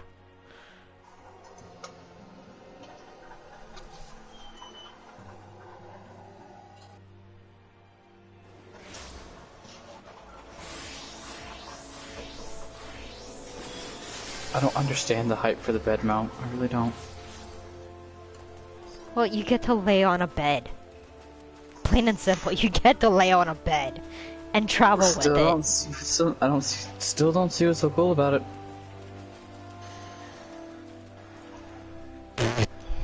Then I don't know. By the way, I'm assuming you went to Gridania without us. Wouldn't I doubt did. it. Return. Well, if it isn't the private reporting for duty, that's the zeal I like to see from an enterprising young serpent. Ida, Papalimo. Good day, Commander. Sorry to disappoint you, but other business brings us here today. Ida, Papalimo, always a pleasure to see the two of you. My men tell me you question the name of the scions of late. Quite so, Commander. A little bird told us that the Twin Adder was in need of our adventuring prowess. Aye, your little bird sings true. No doubt you've heard that we are investigating the Sylphs, that curious beast tribe that calls the depths of the Twelveswood home. The Sylphs are, for the most part, a peaceable bunch, much to the delight of the elder Seedseer, who has no desire to see her people embroiled in yet another fruitless war. The Twin Adder is the same mind, and 'tis precisely for this reason that the Sylphs' relation to the primal Ramu has raised a flag of warning amongst our ranks. Friendly as they may appear, beastmen will be beastmen. Should there be even a sliver of a chance that the summoning of the primal might disturb the balance between Gridania and the Sylphic tribes, it is a possibility that we cannot ignore. Better be safe than sorry, indeed. Do we strike at Ramu, or lead the Sylphs to their own ways? That is the question, yet I find myself lacking ample knowledge to arrive at an answer. Opinions abound within Gridania, but to listen to only one's own is among the greatest mistakes a commander can make. I would hear from the other side, the Sylphs themselves, and seek an impartial party to serve as my liaison. That is where you scions come in. The Sylphs of the Little Solus remain untempered, and have held many a productive dialogue with our people. I would hear their candid thoughts on the tempered brethren. That said, I urge you to exercise due caution. Sylphic tradition and etiquette bear little resemblance to our own. It would not do to have any cross-cultural faux pas get in the way of a productive parley. En route to Little Solus, you will come upon the Hawthorn Hut. Our officer stationed there can enlighten you as to how to win the Sylph's favor. May your expedition be a worthwhile one. Yeah, braces. A friendly palaver with the Sylphs? This should be a pleasant enough diversion. The Hawthorn Hut, was it? Why, I believe the ferry departing from West Shore Pier should take us straight there. A friendly palaver indeed. I hope this will be as straightforward as you say, Papalimo.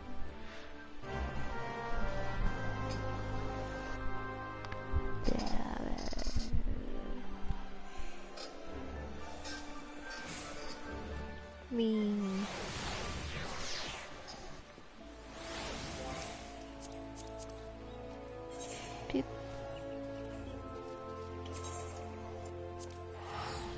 Hey, look at that, the weather changed.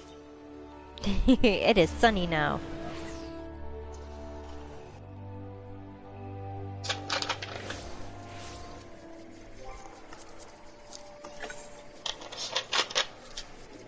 Okay, where are we going? West Shore Pier? Wait, it wasn't to the... Wait, what? Nope, you have to backtrack. Lancers Guild. Sorry, plot. God dang it. I mean, you literally could just go over to the ferry, take the ferry back, and then just backtrack. True.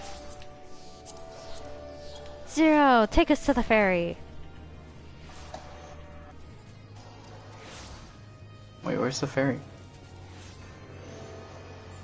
Take a left. I see it. That's right now. I see it. No. It's still scientifically unproven that whales make new noises. Shush. But it's not unproven either. Like, for all we know, they do. We don't know what sound whales make. Guilty until proven innocent. Exactly.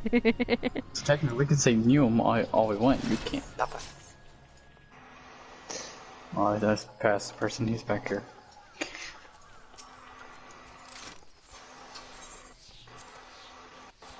Fate discovered nearby.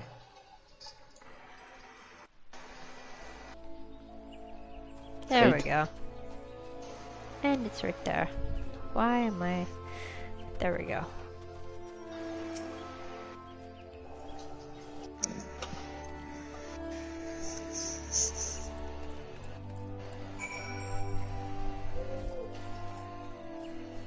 Now I have to take the ferry back to Hawthorne Hut anyway.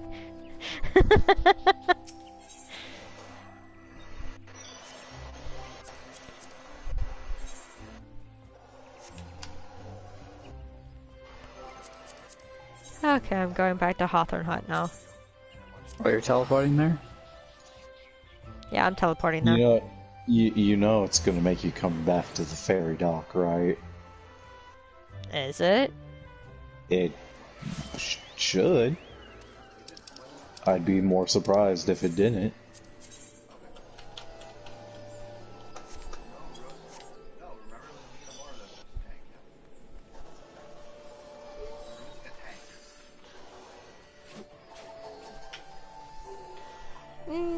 Nope.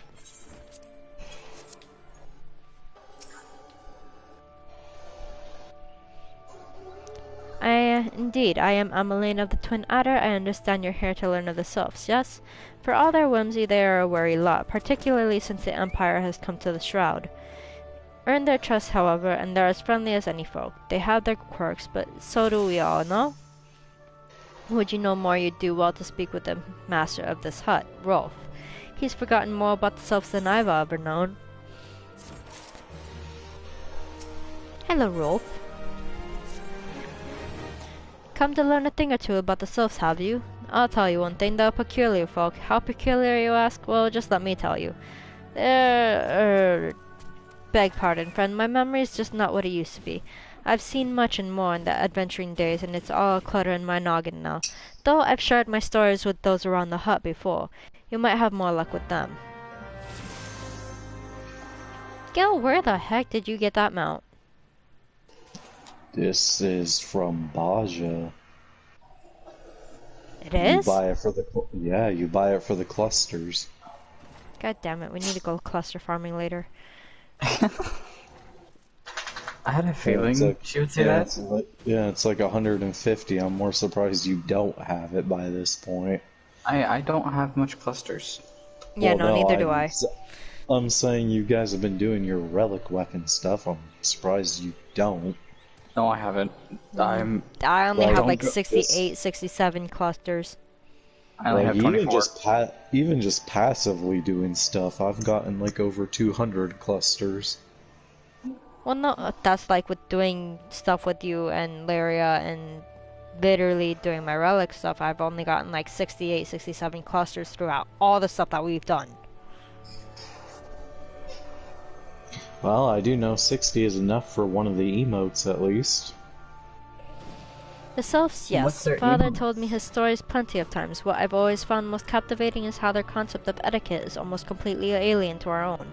You'd do best not to underestimate them on account of their childlike looks, lest your face end up a mess of glyphs, squiggles, and chocobo scratches. Teehee. I'll teehee you. I'll cover you with TP. It's not very cash money of you. That's not very PogChamp of you. The quickest way to a clever woman's heart might be through her stomach, but don't even think of trying to foist your foodstuff on the self. They sustain themselves simply by bathing in the sun, or so Rolf once told me. Yes. The quickest way to a quiver woman's heart is through her stomach. I will not deny that, because I am a quiver woman.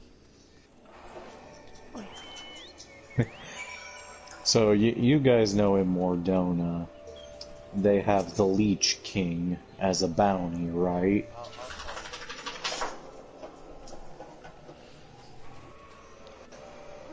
Is it Mordona? Yeah, Mordona. The selves, inveterate tricksters and troublemakers. That's what they are. One day they're drawing marble faces on our masks. The next they're sending our young sentries falling to the bottom of a ravine. Tell them to stop and they just laugh at you. Rolf claims they harbor no ill will, but I dare say such pranks are no laughing matter. Bleep.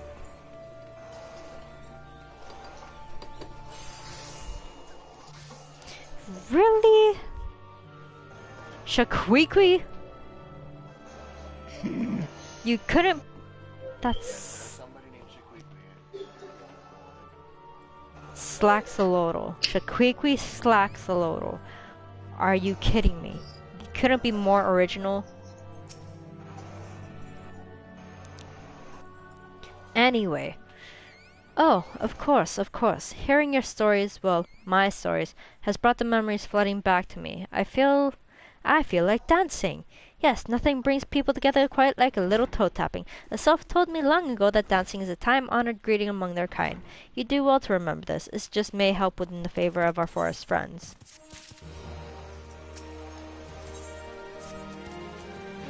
Oh, still there, hey? Great. There's one more thing you should know about the sylphs. They don't take kindly to guests who show up empty-handed. To earn their trust, you do well to bring along a, Drat, what was it again? My wife Rosa and I were just speaking of the matter not days ago. Forgive me, friend. Speak to Rosa at the comb. Her memory should prove more reliable than mine own. To Rosa! Wherever the heck she may be. Barbie!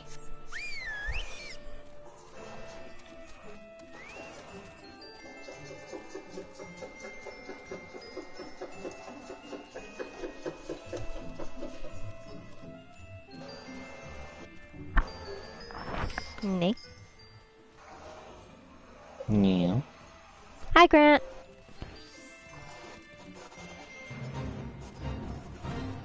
No, we are not doing this fate.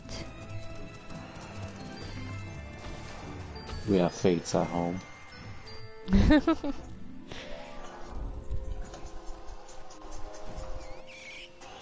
Rosa, hello.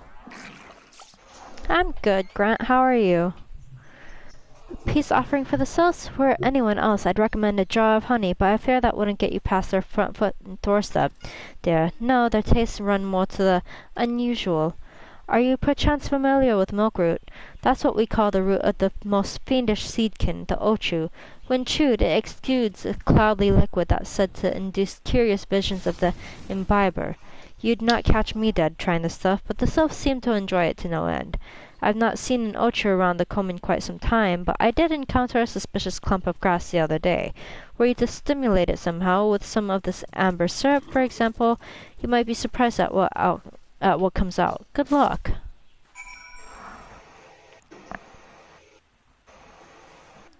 Oh, that's fun. Cleaning out your garage after a good while, yeah?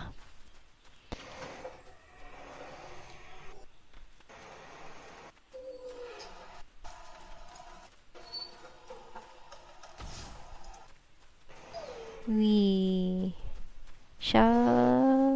curious tussock. Amber syrup. Pop that. And 0. You didn't see anything.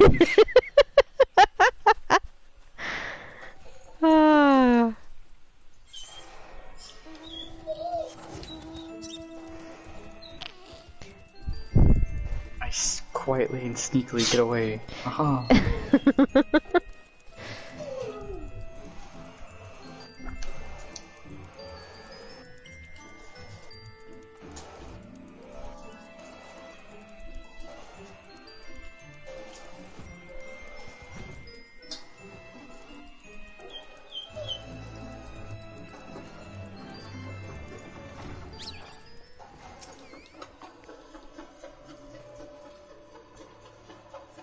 Oh, thank you for stopping by and saying hello, Grant.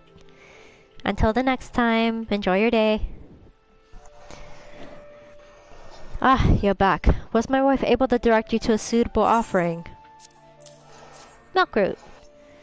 Ah, but of course, those sylphs quaff that cloudy stuff as quick as I do a flagon of mead. The effect's just about the same as well. Any road, a gift of Milkroot will have the sylphs calling you friend and the sister moment they lay eyes on it. Now let me wrap that up for you. I'm starting to feel a bit woozy. Bye!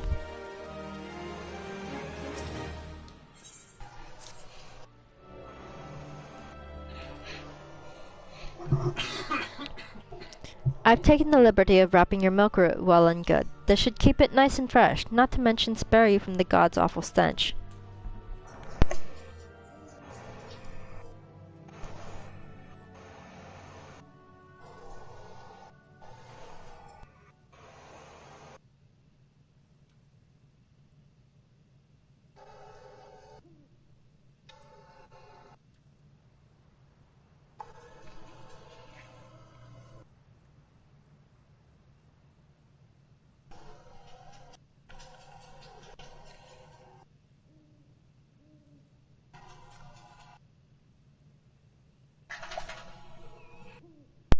Be right back.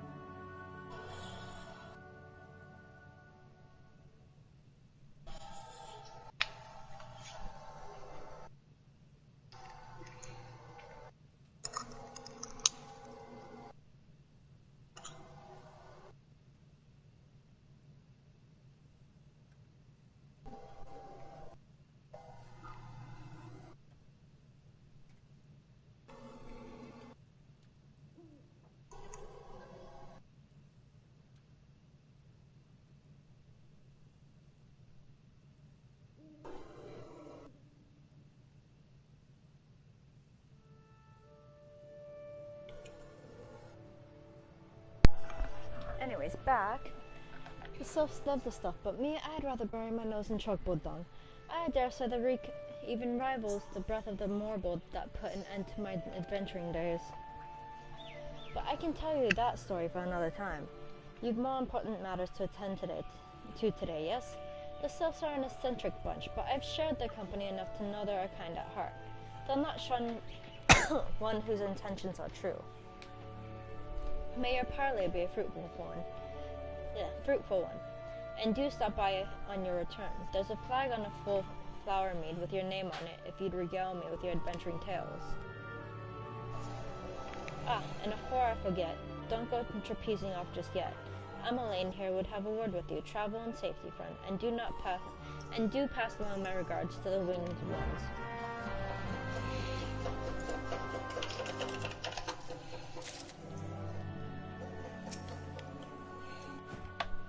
It's good to see your knowledge of Sylphic culture has matured. I see no reason to delay your mission any further. Upon your arrival at Little Solace, seek out a young sylph by the name of Camuxio. He has served as an intermediary between our peoples on many occasions, and has the close ear of his tribe's elder. I see that the hawthorn has finished you with some of that malodorous root the sylphs so adore. I have something of far greater import for you to deliver, a missive from the elder Seedseer herself. To summarize the letter's contents in brief, it vouches the integrity of our envoy, that would be you, and restates Gridania's desire to maintain a harmonious relationship with our long-lasting friends of the forest. The war with the exile has taken a toll on our resources. We can ill afford to get mired in another conflict. I need not impress you with any further the importance of this mission. May the 12 see you return with good tidings.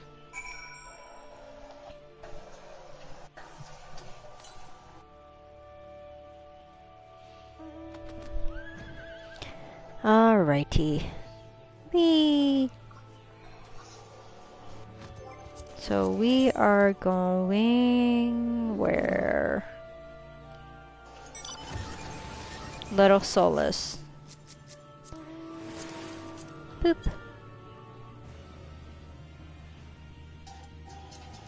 Gilly. Yes.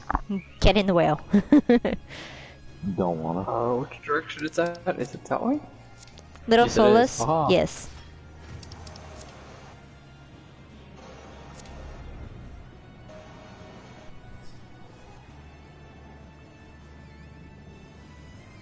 No, I was watching a cutscene with Y'shtola in it about her being in Charlian. Charlian? The new place. Ah. Walking One is not familiar to this one. This one does not trust strange walking one. Strange dancing ones might be a different story, but this one expects no such thing. Walking One should go home and leave this one be. Fine, I'll dance for you, little nugget. It's not a nugget, it's a flower. I will call it a nugget.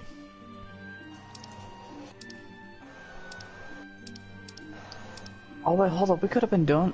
I just realized. We could have been doing this with a Kane. Been doing doing a what? Realm Reborn New Game Plus. Oh. This one would welcome Walking One who moves like these ones. If Walking One would talk to this one will answer. This one is a busy one, so Walking One should speak with quick tongue.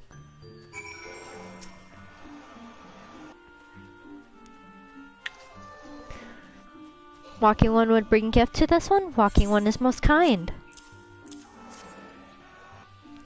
Walking One brings Milkroot. Milkroot fills this one with great joy. This one gives thanks. Gives many, many thanks.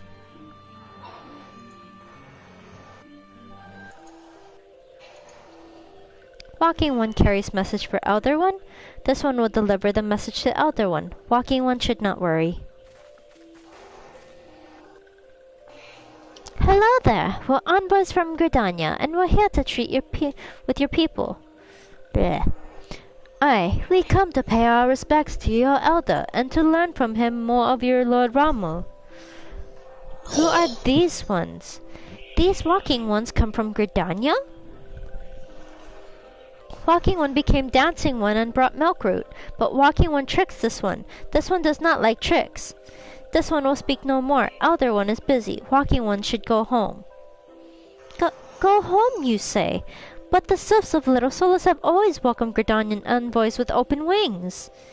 The letter carried by the adventurer here is an oath of peace penned by the elder Seer herself. Still you would refuse us. This one's reasons are no business of Walking One's. Elder One has no words for Gridania. Walking One's waste everyone's time. Well, I never. Turned away at the gates. Whatever did we do to deserve such a rude welcome? Was the adventurer's jig insufficiently jiggy?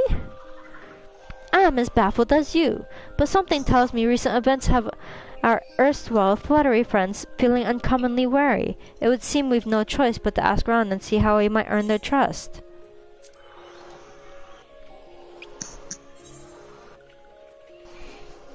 I shall take a sleeping potion, 'cause why not?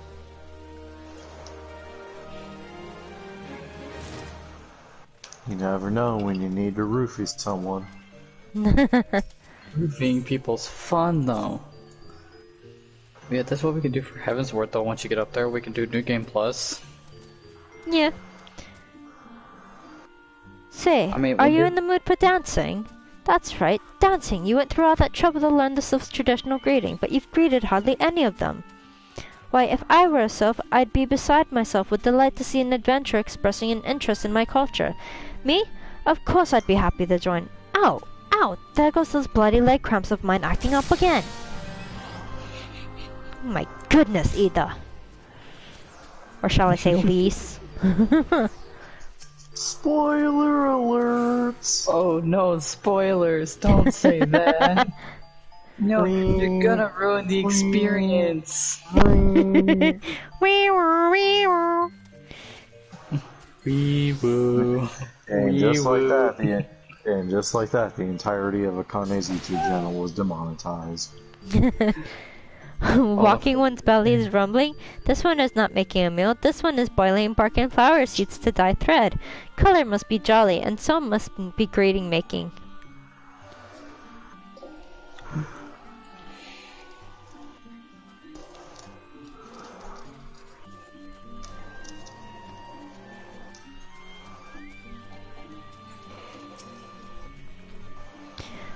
This one is weaving cloth. Walking One would know more. This one does not trust Walking Ones who do not show respect. Oh right, I have to dance for them first. Hello. Oh snap, you just got told that you were disrespectful to a damn flower. Oh shush. Walking One would be a friend to these ones. This one is overjoyed, but this one keeps ways of weaving secret. Even if Walking One learned the secret, Walking One could not weave in the same way.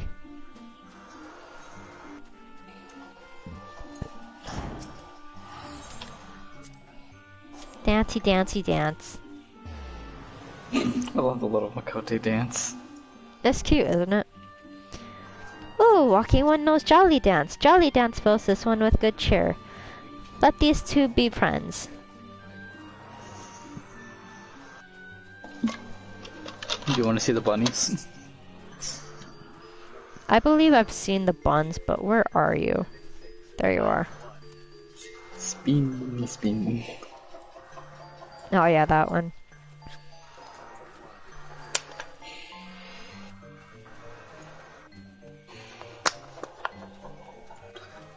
Gil's just like over the top.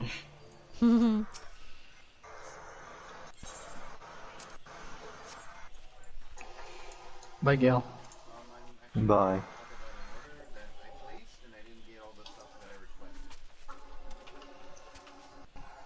Ah, Walking One is friend to these ones. Friendly like gracious elder, one of Forest City. Knows how to dance into these ones' hearts.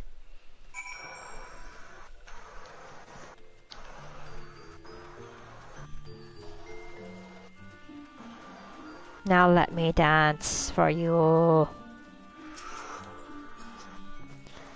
Ah, would you like to hear the good news or the better news? The good news is that your lovely dancing has brought smiles and high spirits to all of Little Solus. The better news? Why, I've thoroughly recovered from those accursed leg cramps. Onward to our next adventure. Papalimo. As... Ayave. At least they're not the god Jalako like in Monster Hunter World with the Witcher event. Put on the hat! Do the dancey dance!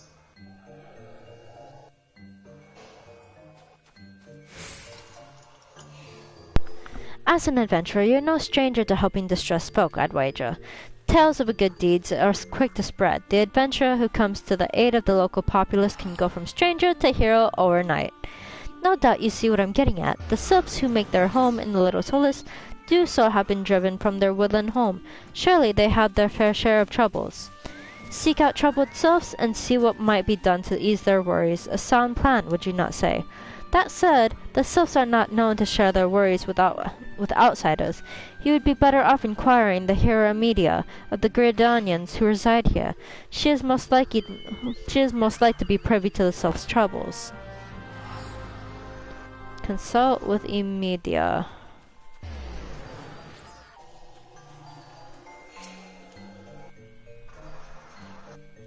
Praise be to the elementals. I cannot express how happy I am to see an adventurer with a truly gentle heart. The sylphs of Little Solus are sorely in need of aid. Pray, hear me out. And so we speak with her. Being a temporary settlement, Little Solus wants for amenities, not least a stout set of defenses. Consequently, beasts from moms around are free to wander in and terrorize the hapless residents. The Zizgorlins and the Galnats that roam these parts are especially troublesome, but slaying one of each should serve a warning to the rest. Furthermore, perhaps you could gather 3 brownie brushes as well. They play an important role in Celtic culture. I do not claim to know the details, and what with such feral beasts prowling the forest, they are not easily come by. When you are done with the deeds, seek out Comuxio. He is slow to warm to outsiders, but your good intentions will not be lost on him. My own experience speaks to this. Time to go kill stuff! Oh boy.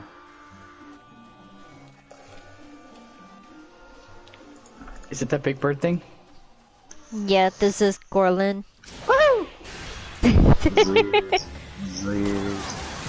Ziz Gorlin.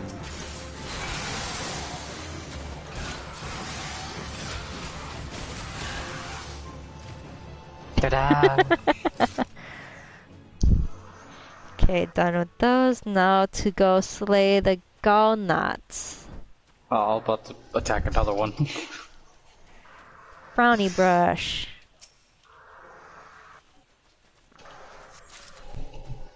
But I remember doing that by myself. It's not fun.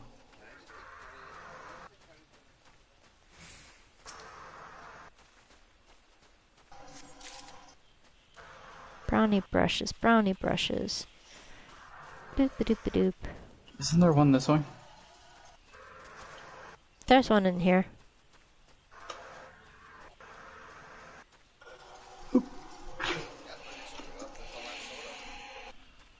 Oh. No, they did call. I just missed the call. That was the last one.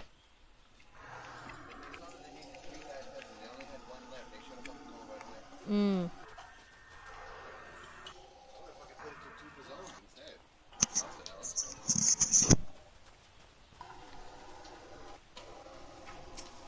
Go nuts! Woo! Alright, that's all the Galnats I need. You sure that Aztec hit one? It's okay. But let's kill him on the side. There we go.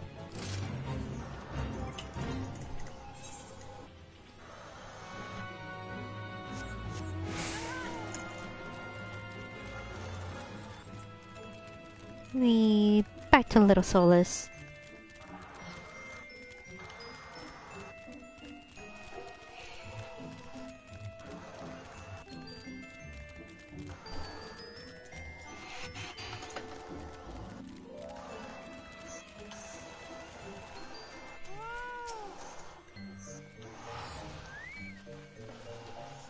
Dancing one is still here. Dancing one can dance all night. This one's trust is not so easily earned. Here, have brownie brushes. Dancing one brings brownie brushes for this one.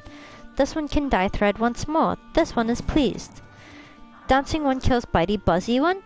This one hates bitey buzzy ones.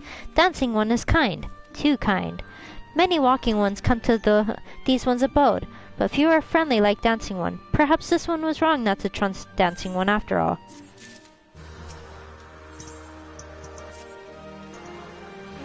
This one asks dancing one for forgiveness. These ones have many troubles since walking ones last came to our abode. This one must be careful, always careful.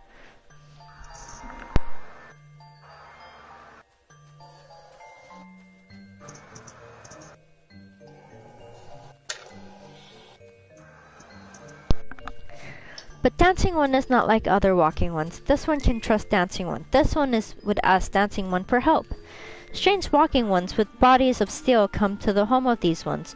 This one thinks steel ones come from Empire. Where Empire goes, many living ones become dead ones. Trees fall and bushes burn. These ones' homes is in danger. Danger! This one begs of dancing one to help this one no more. Dancing one is friends with these ones, and walking ones, yes. Dancing one must speak to these ones here and walking ones in hut house and find out more. This one has bad feeling. This one fears still ones are after something. But this one should speak no more. Go, dancing one. This one depends on kindness of dancing one. Holy shit. The way that they talk. Do the dance dance. Put on the hat. Huh? Put on the hat and do the dancey dance. Strange steel walking ones? Yes, this one has seen. Steel walking ones carry big boxes. Maybe walking ones hunt for shiny treasure. This one likes treasure. Okay, we have 2 areas to go.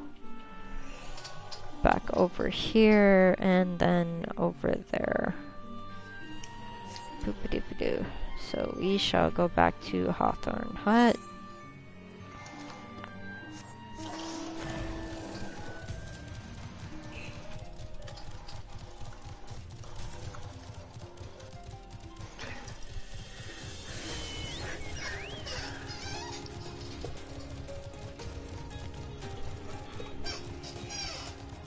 I hear squeaky squeaks. Not my squeaky squeaks. That's my chair. I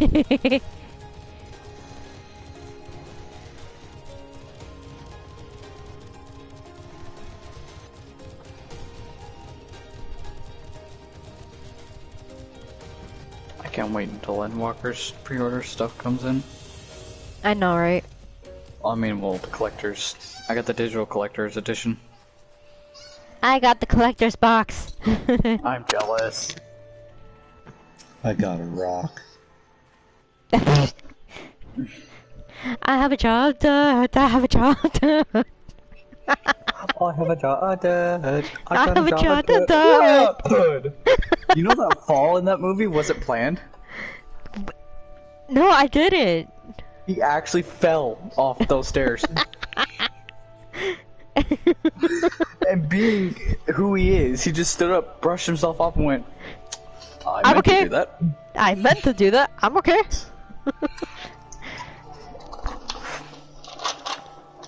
Because he looked up and went, that wasn't supposed to happen. But they kept it anyway. Mm-hmm. Because even the song was not supposed to happen. Ah, improvisation at its finest. No, because that's all he does when he plays Jack Sparrow. Mm-hmm. It's improvise. He never... Well, unless it's a serious moment, he never goes by the script. Ah. But that's what makes him so good. I gotta... That's why whenever you saw everyone's confused face, they were genuine faces of confusion. That's why they left it in there, because everyone was like, what? But What the just director happened? said this is what this character would do if he had a jar dirt. He'd go, I got a jar dirt. I got a jar dirt. And you can't have it. Ah, dirt. Because the villain's heart is in there, so it's like, look at what I have. It was supposed to be in there. Yeah, supposed to be. Fearsome types clad head to toe in steel, you say? Imperial soldiers, no doubt. I couldn't tell you what they're plotting, but I'm sure it's nothing good. Me.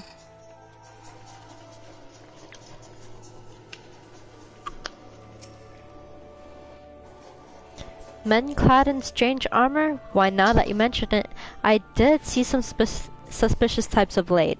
They were gathering deep in the forest. I simply assumed they were adventurers. Bloop, bloop, bloop. I'm going to use Big Fat Chocobo.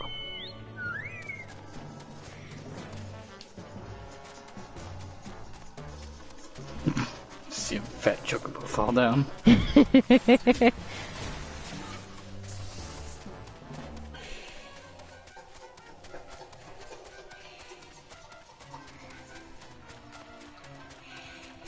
Big fat chocobutt. And a panther that's gonna cut it off and eat it. So how terrified would you be if you actually saw one of these things flying by your head? Of a fat chocobo? No, my mount. I would just be like, ooh kitty, let me pet. See, I really wish the nerve gear was a real thing. Mm-hmm. Freaking full SAO incident, wouldn't care. Ha. Shush, shush, this one says. Steel walking ones are scary, like touched ones. This one hates scary, and scary ones have scary friends.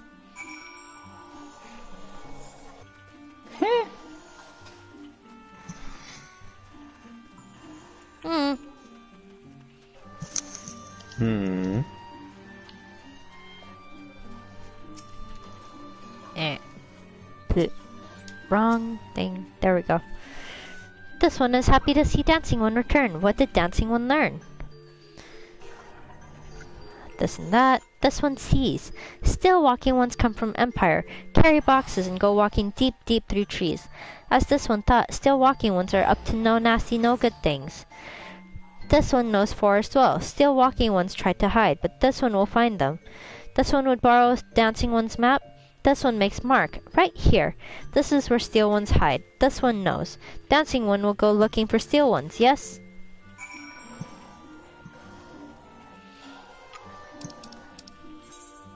Search for clues in the forest. Chocobo keep. Bleh.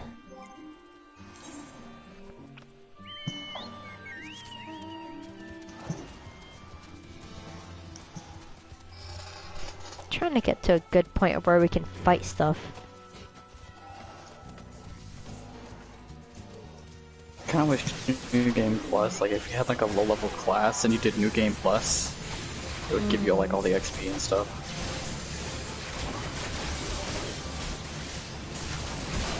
Would be interesting. Well, cause like you could take like a level 1 class, say I went on White Mage and did like level 1 to...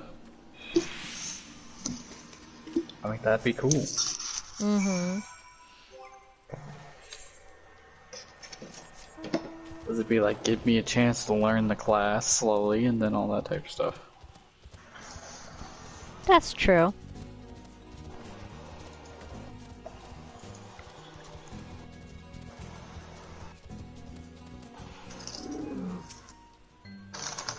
Dancing One is back. This one breathed a sigh of relief. This one was worried. Huh? Dancing One found something? There you go. Quartermaster's log. Dancing one found paper inside a box. This is message from Empire. This one can read walking one's symbols. Message paper has names of food and rocks. Food and rocks were inside boxes. This one knows. But this one does not understand food and rocks mentioned all come from a home of these ones. How do still walking ones know of them? Is there sneaky one hiding behind one's wings? Snipping one selling secrets to still walking ones? This one fears for this one's home, but Dancing One has helped this one much today. Dancing One must promise to always be friend to these ones. And we'll just take a high potion, because why the fuck not? I think me and Gil could start, actually, if you give us some time, we could go start part 3 in New Game Plus, and then catch up to you really fast. No. I mean, up to you. I think that'd be fun, but never mind. Gil said no. Gil said no, that don't mean that you can't. Helpful ones arrive at a good time. This one needs helpful one's help. One of these ones named Claxio ventured outside Little Solus alone. Alone is unsafe. Helpful one must find Claxio. Claxio struck west after leaving the settlement. Hurry before Claxio ends up in the belly of a beastly one. But no, seriously, you can go and do a New Game Plus Part 3 and catch up if you want. Yeah. Because it's better than just sitting here doing nothing. Yeah, right? I did warn you. Well, I told you exactly what we would be doing. I'm not saying that it isn't exactly what you would be doing, but I just realized they gave us a Realm Reborn. And you are not doting and running. I swear to God, I'm going to catch you. Get your little Arbor butt back here. Nope, you have to watch out what you say because we're on stream. So I said butt. He's fine. I'm keeping it PG. Zero can go do New Game Plus and catch up. I can wait. And plus, I'm just doing nothing, pretty much. Gil hates me now. See how it is. Walking One wants this one to return to Little Solus. Don't make this one laugh. This one is weary of living with those who are not these ones. This one wants to be alone. These ones rely on Walking Ones for everything. No better than those ones that summoned a Primal One. Small wonder this one chose to leave. This one thought this a likely place to build a home, but then Meddling One arrives. Forces this one to go deeper into the forest. Meddling One is forbidden from following this one. Away with Meddling One! Going to Horizon really fast. BRB. Yep, go ahead. Hopefully it just takes me straight here. Can I still mount? I can. I can still mount and fly. I am happy. I'm very happy. But I might want to equip my 80 class because I don't think I'll be getting any XP. What? Claxio refused to return to these ones and went deeper into the forest? But this one saw touch ones lurking in the forest. Helpful one must hurry. Hurry and find Claxio. Helpful one should search for spools of thread on the forest floor. Those things will lead the helpful one to Claxio. But hurry! Hurry before touch ones take Claxio away. Okay, where on the map are we going? Up here, Bramble Patch. Okay.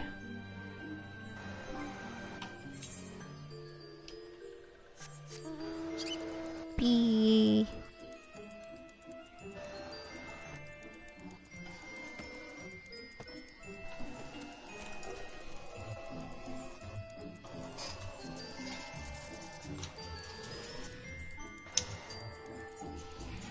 Nope, no reward. Oh well. But I mean, it's at least fun to have you two in the stream with me because then I'm not the only one talking. Yeah. Well, Gil's quiet most of the time, so I mean. I know. Because I watched a stream once and there was like a really silent Gil.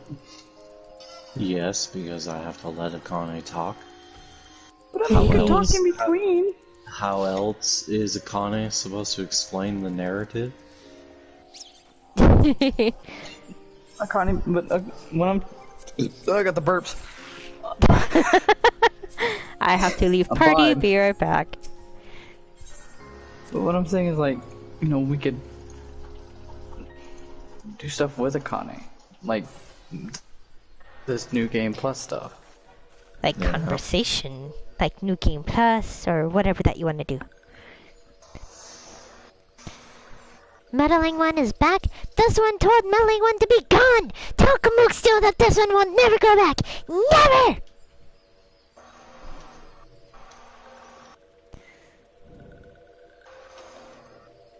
Touched ones should go away too. This one is good one. Everyone should just leave this one alone. Be on guard. These sylphs have been tempered, brought under the thrall of the primal Ramu. Akin to the Amadra tempered by Ifrit, these sylphs exist only to serve their deity. They'll not answer to words, only steal. I take no pleasure in this, but it must be done.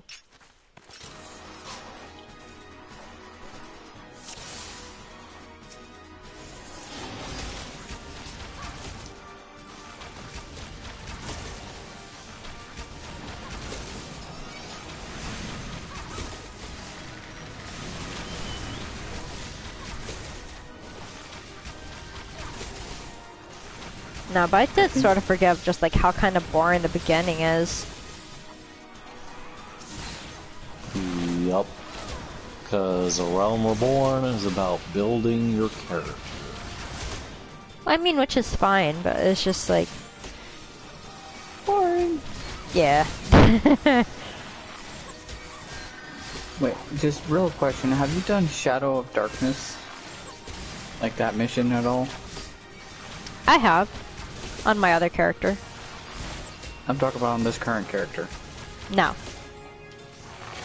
Okay, so part 3 is ahead of you. Okay.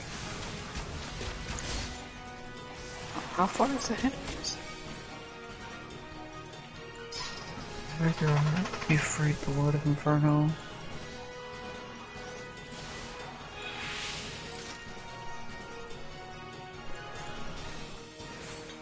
I guess I'll have to wait a little bit.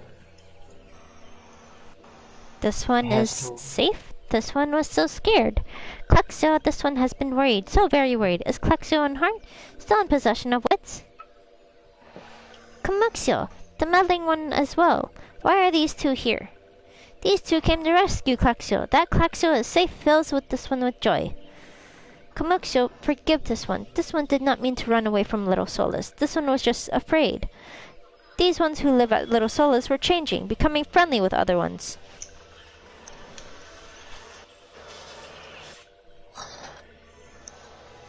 This one feared that these ones were forgetting these ones are, like Touch ones did, but this one was wrong. This one can see that now. Meddling helpful one. This one is grateful. This one will return to Little Solus to be with Kamuxio and friendly ones.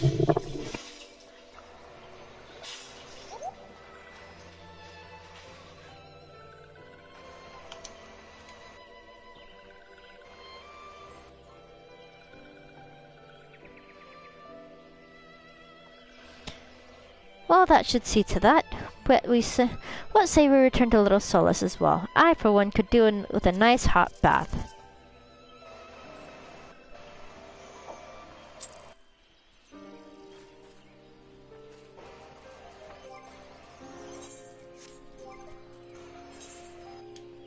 Can we fight Ramu yet? Not yet. Also, you're running away. I'm running away, what? Exactly. How am I supposed to invite you back to the party if you're running away? Oh.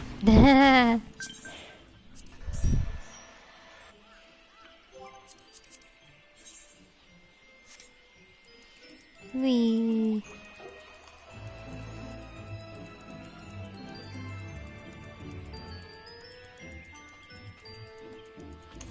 No, I have to see the trailer for this. Trailer? New Pokemon game. Ah. Wait, what new Pokemon game is that? It's called Pokemon Unite. Oh. It's literally a Pokemon MOBA. That's kind of cool. Ah. That's actually really cool. You can have your Pokemon level up and do all kinds of stuff. This one thought that Claxio was lost forever. Helpful one saved Claxio. Now these ones can be family again. This one has known many walking ones, even many kind walking ones, but Helpful One is kindest and strongest of all. Helpful One is a hero to these ones. Helpful One brings these ones and walking ones closer together. This one knows. This one would take Helpful One to see Elder One. The Elder One is...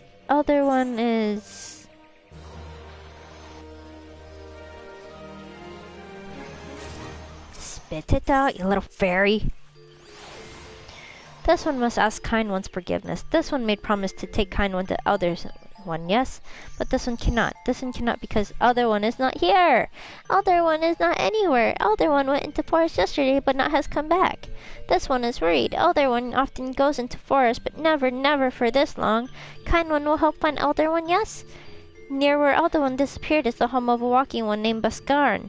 Buscarin may know what happened to Elder One. This one wouldn't talk to Buscarin, but Walking One does not always trust these ones. Well, Kind One talked to Buscarin for this one.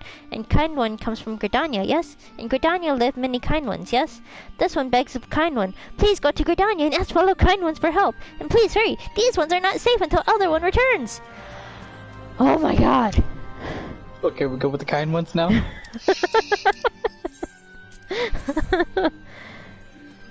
You know, funny enough, you're actually putting too much emphasis in their voice.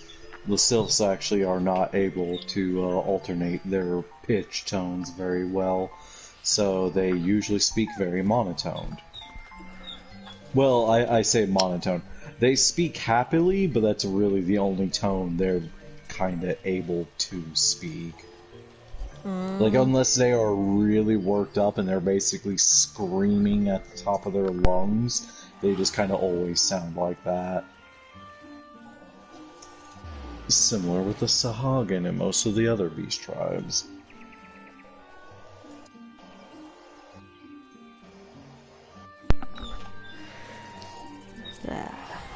Well, back to New Gridania. Yay. Well, actually, funny enough, we are preparing for our next dungeon. I think it's like the 1,000 Maws or something like that.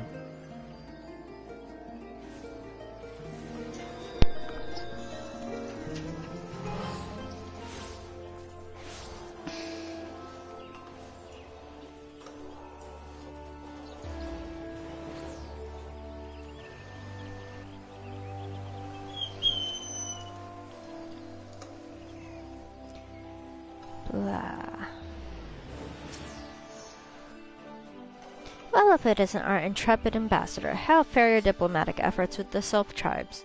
Their elders gone missing, you say. Why, if he were to end up in the hands of the Tempered Ones, we'd have a crisis on our hands. You can assure the Sylphs that my sharpest eye serpents will be on the lookout night and day.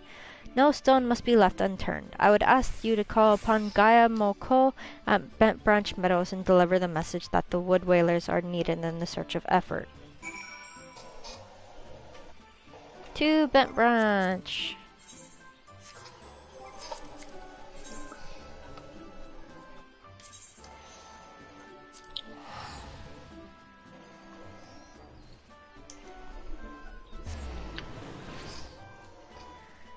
Ugh.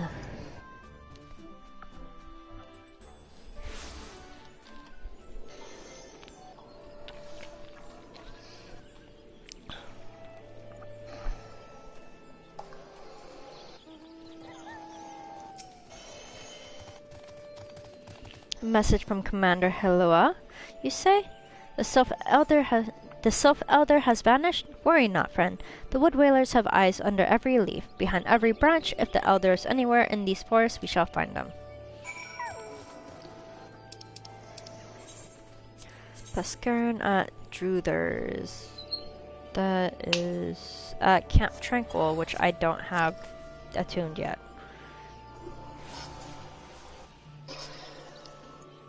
So where we need to go? We need to go to Camp Tranquil.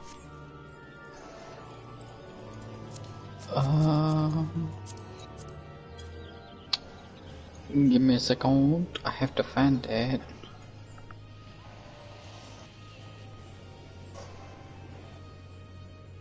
I don't see that. Am I blind? Probably am. It's at the South Shroud. Oh. So we have to go south. Alright, so yeah. Alright, so we're in the Central Shroud.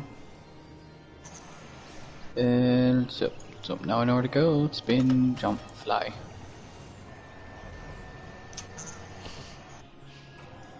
Bye, Gilly. Oh, wait, did Gil need a ride? Turning around. No, more like Gilly's actually playing on her Switch while we wait.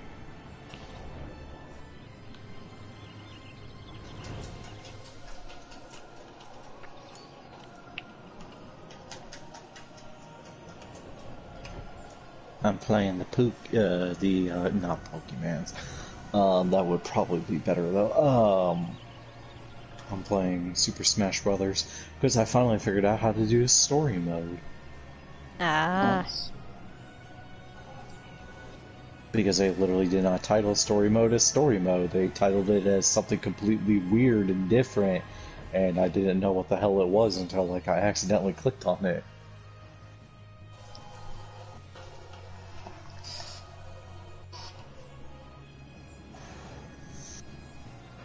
Alright, so where do we need to go? Head to the dungeon. We're actually right there. Oh, right down below us.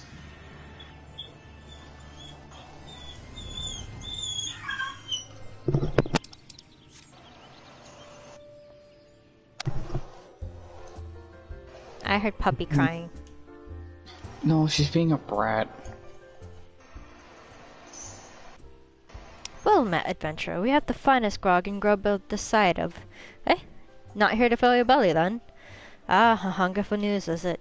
Aye, there's been talk of a sylph lurking hereabouts, but I couldn't rightly say if it be the eldest you seek. These woodland scamps all look alike, short of painting one red and another one blue. Most folk would struggle to tell two of them apart. If you've the time, mayhap you could stay a while and see what the gods have in store. You never know, you might even stumble across the sylph elder yourself.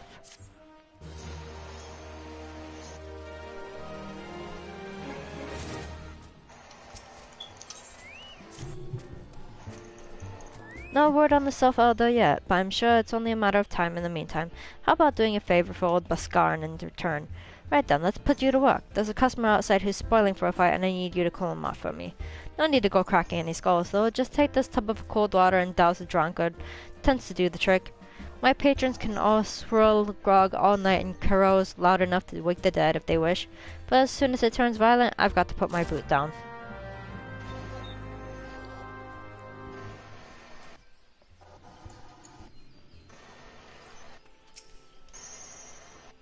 What you staring at? You wanna keep them eyes on your face? Have some water. Ugh, not because teats, that's cold. What do you mean no fighting? This Duskwight scum was... Yeah, I know the rules. That bastard gets to keep this skin for now.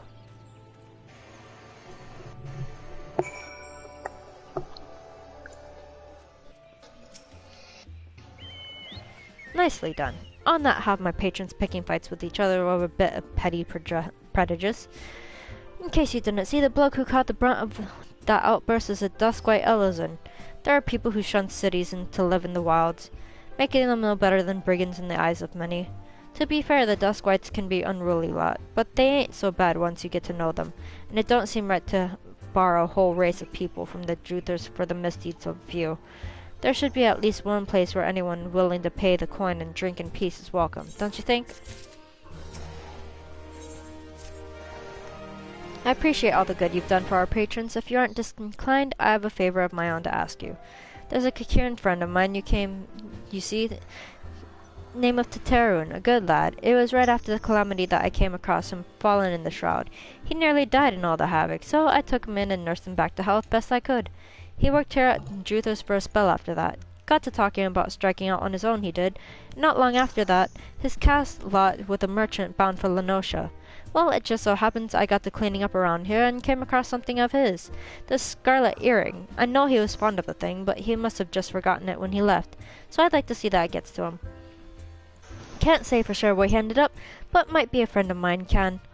A Rogadin fellow named Bain Singh. You can find him on Hawker's Alley and Limsa. He knows everything on the comings and goings of merchants there. Holy shit. So much talking. Yep, after this dungeon though, I gotta BRB after we unlock this next dungeon. Well, we're gonna go to Limsa and then I'll probably cut it there. Oh, okay. And now that I know what dungeon starts that, I can suspend this.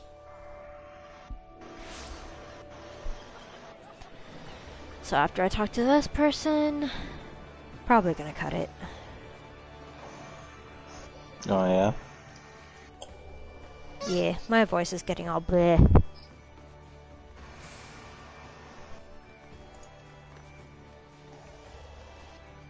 I was kinda hoping we were gonna get to a dungeon soon, but frick, this is taking so long. We basically are at the dungeon though. Oh, we are? Oh, okay. Basically, we just have to go a little bit further. I guess we'll get to the dungeon and then after that I'll cut it. You found your way to Hawker's Alley, friend. A Kikiran that worked with Druthers? Aye, speak of the Terran. Related to Kyokurun bloke, just over there by some blood or another. Two of them put together and were making good coin, but old Terran up in Liminsalem long ago. Couldn't say as to why or where. You're better off asking Kikiran himself. He can bit tight of a lip, though, I warn you. Best take this chicken egg with you. No bastard loves the bloody things. Good to hear old Busk, though. Sounds as though he ain't changed a bit. Just like him to send a venture along. Too shy to come his own self. Gods, I must drinking with the fool.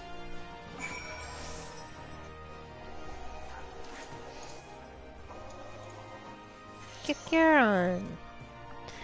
Customer, be welcome. Not customer? Not come with custom? Kikiran busy with business. Too busy for blather. Have a chicken egg. Chicken egg! Kikiran love chicken egg! Love chicken egg more than love customer. Looking for Teterun? Teterun here no more. Teterun leave Limsa. Teterun go look for Sparklies. Now working at trading post. Good trading post. Forget where trading post is. Weinberg new Teterun. Weinberg no trading post. Weinberg at ferry docks. You go to ferry docks. Kikiran forget things. Weinberg remember things. You talk to Weinberg, not Kikiran. Okay, I guess I'm not doing that.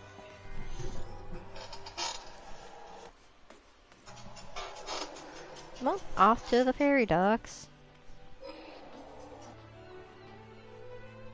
Whee!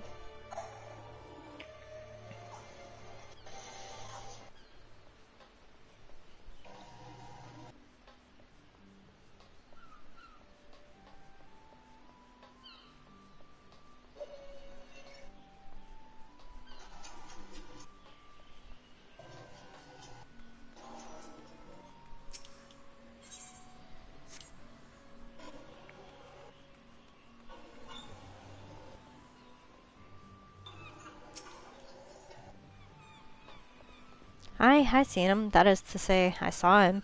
He was headed somewhere up north, by way of the ferry to Elport. Might as well head there and see what you can suss out. The skipper here can take you there. When you arrive, I'd start by asking Aldfoot. He's an old hand what knows a great deal about a great many things.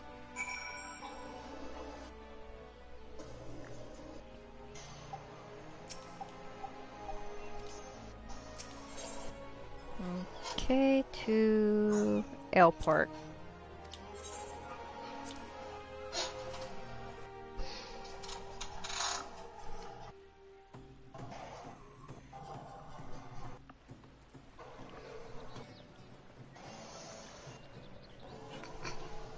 And now I'm at airport.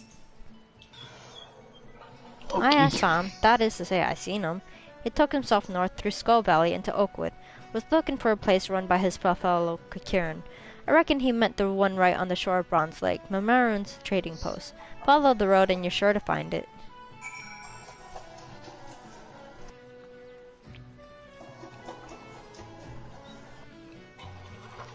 So to Mamaron's trading post, which is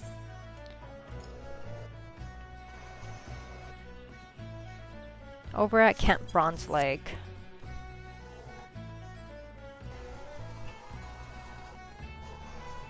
Camp Bronze Lake, you just need to shoot straight up north.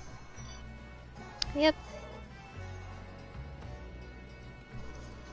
So, who's driving? Zero, as always. Where are we going? Camp Bronze Lake. Up and over. Is that the other Aetherite? She can't take the Aetherite there. So you have to go... You have to go to Upper Lenoshka and, Alright, everyone in? Yep, I'm in.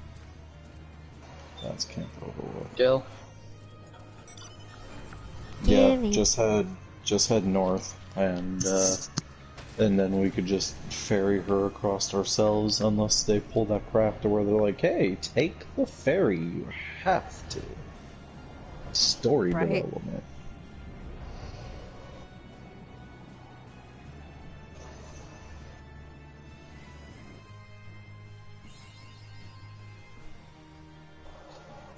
Alright, just up ahead.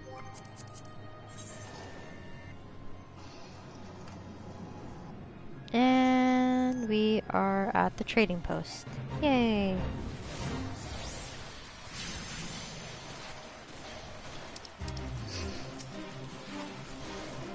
Customer, be welcome. Not customer, not come with custom. Bring something for Tateran. Have the earring. Tateran, forget this. Forget at Druther's. Tateran swore would never forget earring, but never forgot. Tateran, think. Tateran, think. Good Buscarun doing good. Good Buscarun, good do to Tateran. Tateran must good Buscarun. Oh my god, the way you guys talk. Blech. Good Buscarun helped Tateran. Tateran dead without good Buscarun. Must give thankies. Many, many thankies. Tateran make Kieran firewater for Buscarun. Buscarun love firewater. You help Tateran make firewater? Need thingies to make. Need many, many thingies. Need coral pup whiskers. Need 3 gold coral pup whiskers. Okay, time to go fight Corials. Do you just need to go kill some? Yeah, over at the Full Falls. Yep. Just head west.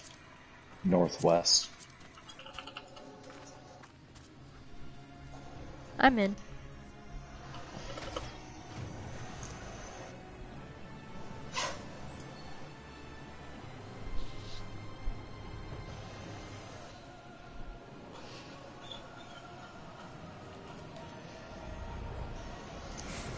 And we're here. Alright, so how many of these do we have to kill? Corials.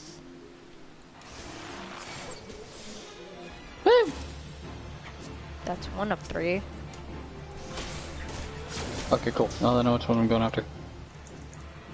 Yahoo! Pew! Ta-da! I need to get their whiskers too. Wait, what?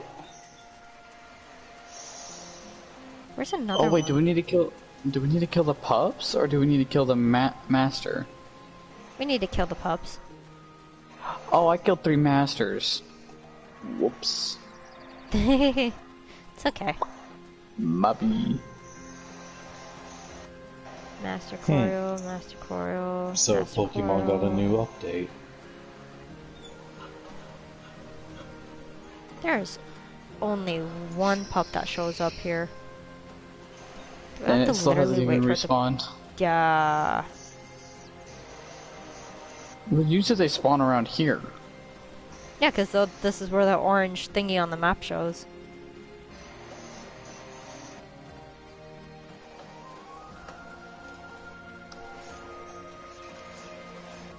Ah. No. Uh-oh. There we go. I pissed off beetles. Beetles are now dead. Beetle got pissed off. Being like, no, not touching my friend. I need one more pup. There we go. There we go. I angered another beetle. No. Don't touch me. Don't touch me. I don't like bugs. Go away. Back to the trading post. It's chasing me. It's chasing me. Not anymore. Stop it. When you really hate bugs.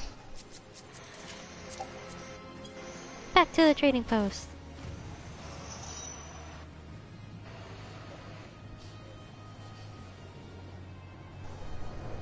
Oh, okay, so it auto saved me here. Okay, that's fine.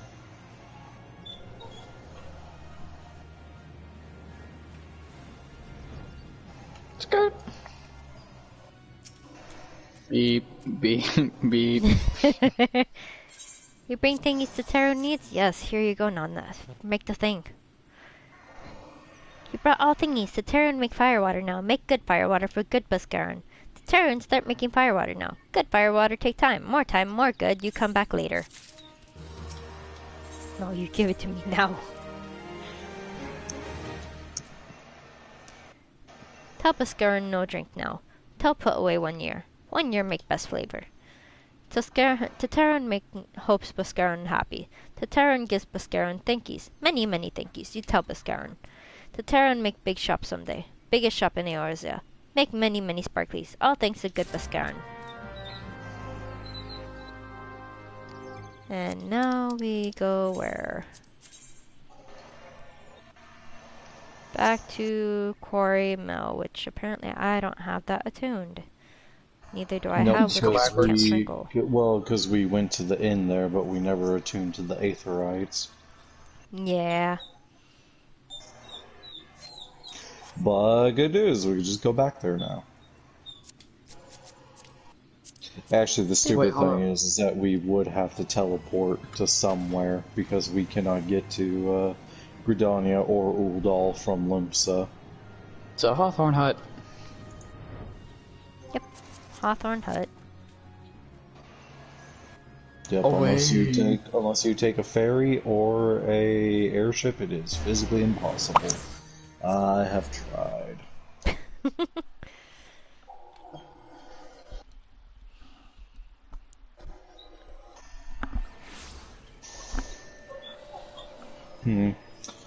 So in the Pokemon Sword and Shield update, they added a part of a story to where there's a new tournament that's like an extended version of the Pokemon League. We're missing one more person. There it is. Really? They added that kind of upgrade? It's apparently just a random update because I've not even don't even have a online membership, and it was just a game update. Okay, to Buscaron's place again. To Quarry Mill, right? Yeah, it's near Quarry Mill.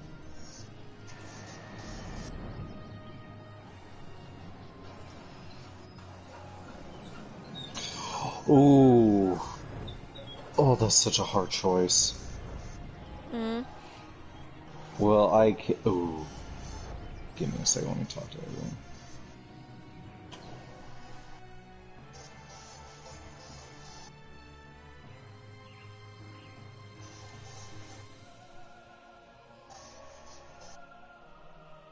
Well, I can either choose my partner Hop.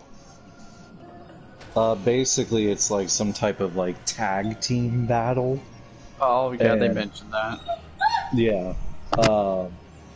Man, I have a choice. Do I want to partner with Hop or do I want to partner with Marnie?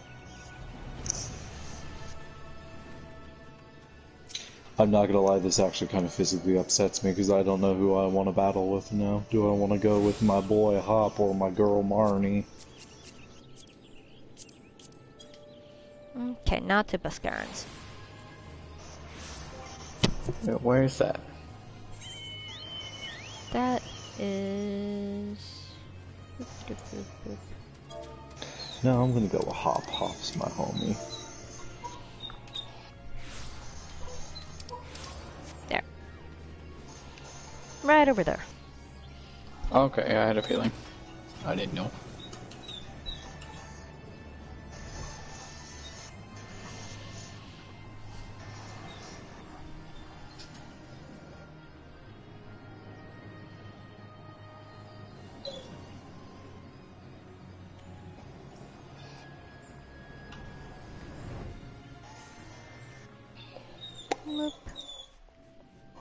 I fit. Ah, you've returned. Thank you for seeing to Terran's belongings. What's this? For me? Here you go, firewater. So he remembers my fondness for the drink, does he? Why, that old bloody hells. Who's cutting onions back there? He says to shop it for a year, does he? That sounds about right. I hate to have to wait, but I reckon it'll be worth it. This stuff has an aroma and body unlike any other drink I know. It's going to be a long year. What say you come back then, friend? We'll see if we can't make it through this bottle together. Give me the money. There was a word while you were away. Sylphs were seen in the wood, but near no lands of their own. No, this was a place near to here, a place we've never known a sylph to come. Something must have given them cause to venture this far. More than like the missing sylph elders among them. Here, I have marked the tract where they were sighted on your map. Go see if there's anything to be seen. Oh god, there's so many freaking... Bye, Kane. I have people to talk to. So, or I have locations to friggin' get. Out of context, in Pokemon Sword and Shield, if you've played it, who's your favorite gym leader?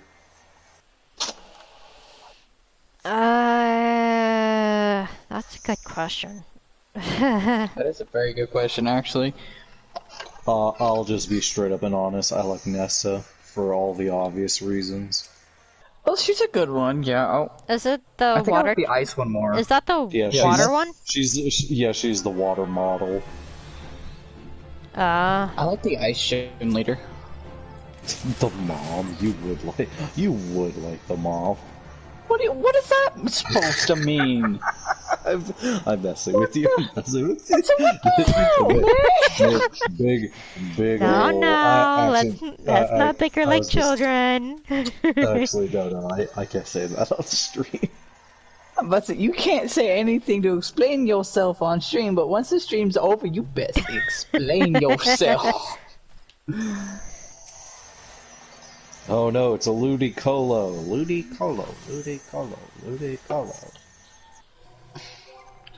I can't say the fighting type gym leader because I didn't have the fighting type gym leader. Yeah, I had the fairy type because I have a. I guess I would say that I like Nessa, among all things. But we're just gonna punch this guy.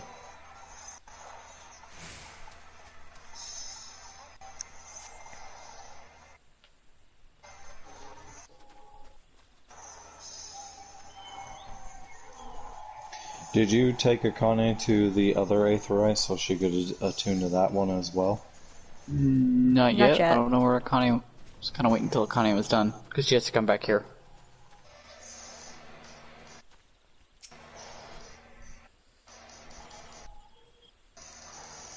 Yeah, I like Nessa for all the wrong reasons. Oh, goodness.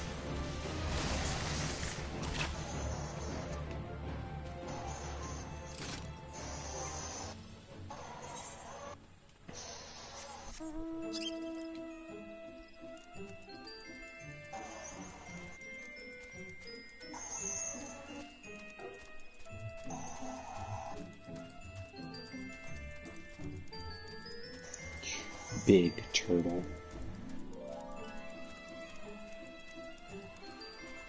Go fist, use close combat. One shot.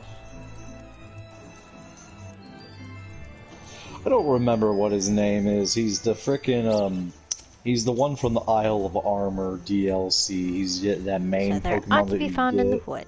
What did you come to? Garlands? In this part of the 12th? First sylphs and now garlands, and now all in the same place. It cannot be mere coincidence. Might the garlands but be following the sylphs, tracking them or giving them chase, mayhap.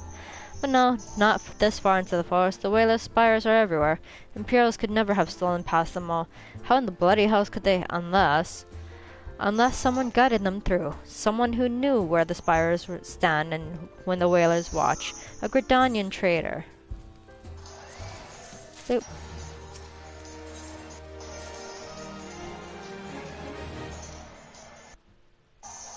I'm glad you've come, friend. There's something I want to talk to you about. You know I said I thought we might have a traitor in our midst, someone else was aiding the Garlands. Well, I'm thinking I may have identified our suspect. There's a regular of mine who used to dine in on the soup and sip his pint on account of not being able to afford another. But of late he's taken to ordering my best wines and the finest cuts of meat I can lay my hands on.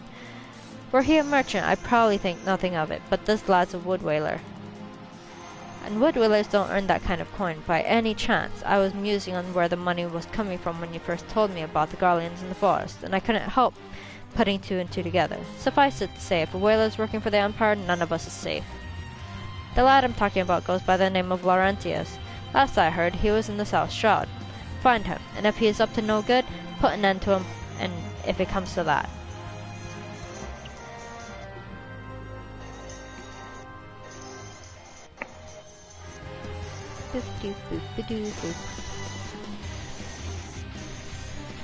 Here comes the giant fist.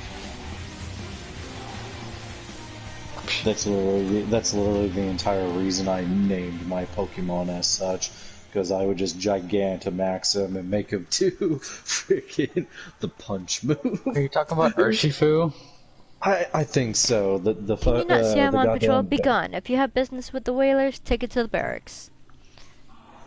Blah. Follow him.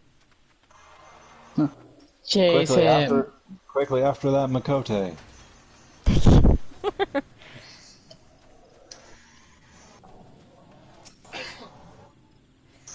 Not long now. To think patrol routes and rations would fetch such a price. No more than I deserve, though. It's his little wonder the Empire has risen to such heights. If only the whalers paid men their worth. You! What did you... How long have you... Help! Help! Help! Please, come quick, my friends! It is I, Laurentis! I am under attack! Oh, please. Oh. Bye. That was some great backup. That's just pitiful. Help! Someone help me!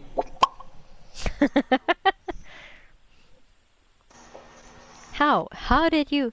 You just... I know nothing. I was on patrol. He just appeared. I thought you were working for the Garlands. Sure. Sure Oh, you those did. darlings of mine. Just look at him, bruh. Right? Now, Mr. Woodwaller, may I ask you one simple question? What's it gonna feel like when I make sweet, sweet love to your chest with the business end of my broadsword? What does that mean? It means I'm gonna stab you in the chest and it's gonna feel very nice. Means I'm about to impale you on that wall and we're gonna take turns hitting you like a goddamn piñata. Oh, trust me, you won't die. Immediately. Quick, get a bigger stick. I want some of the candy to come this way. Here's my sword. Use the How long blunt do you mean to end. keep this up? What is it you imagine I've done? Enough. Enough, I say. It's over. It's over then. I sold maps and rations to the Empire. It was I meant no harm. I only wanted the coin. The whalers are good, strong. I was proud to join their ranks. Am proud, but they do not provide. They preach justice, honor, duty, but in the end, It is those with money who do as they will, who live as they will. So I sought an opportunity to change my fortunes and took it. All I've done for money. Endangered myself, my home, everything and everyone I love. Why, my actions have put your life in danger too. And he laughs. Though you do not realize how much, bloody idiot, did you imagine that you had cornered me? It is not I who is cornered. Garlands, I brought the Mikote.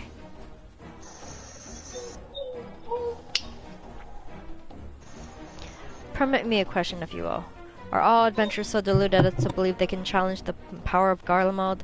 You would need a veritable mountain of guilt to fund such an endeavor. Such is the cost of fighting great power, or of making it, or of remaking it, as we will Gridania. So that's the way of it. Swapped your hard bunk at the barracks for a feather bed in Garlemald, did ye? You there. You stand here at old Busk's wish, no? Then you do not stand alone.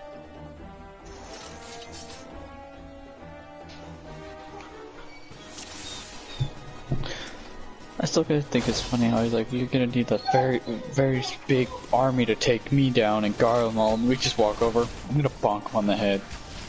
Right.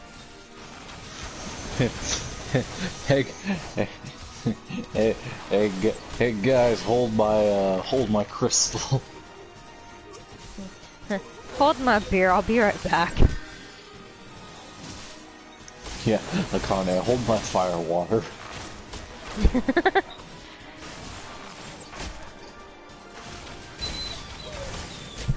New character development for Akane's character. She's now a raging alcoholic due to fire water. Lol.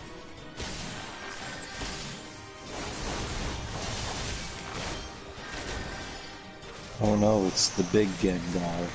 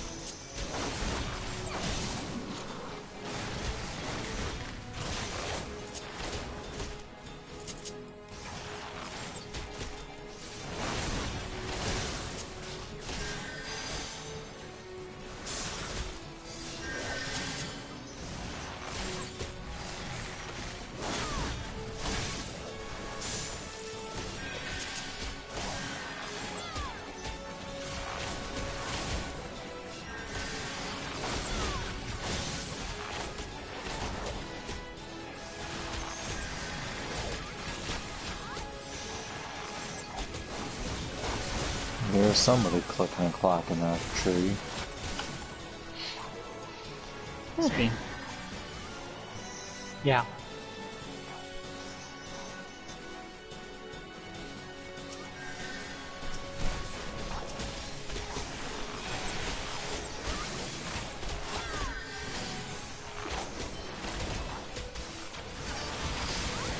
I forgot that I min-maxed my, what the hell is his name? The Ufushu's or whatever?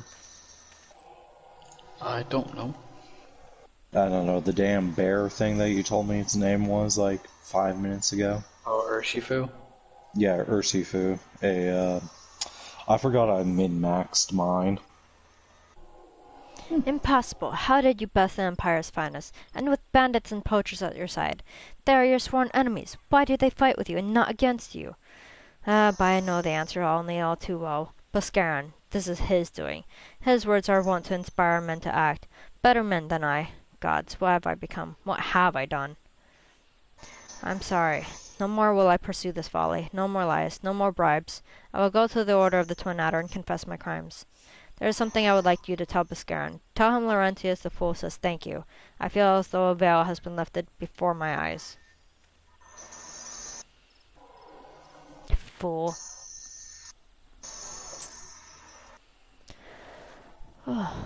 Please tell me we're almost to the dungeon. Oh my goodness.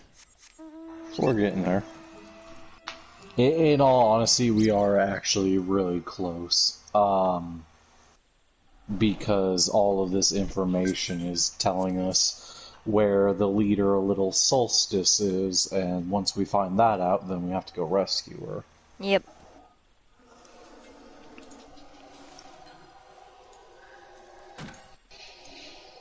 Totes. I do like toads.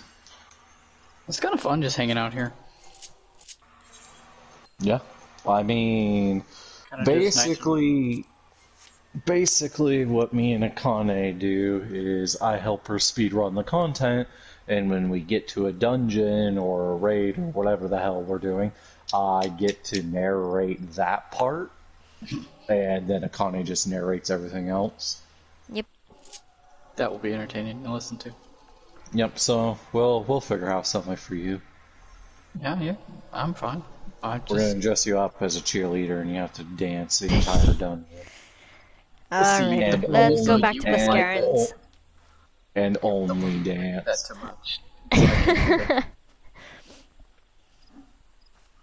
Well, off to Mascarons. Yeah. That's the inn, right? Yes, Yep. it is. Okay, good. I know where I'm going. I'm not dumb.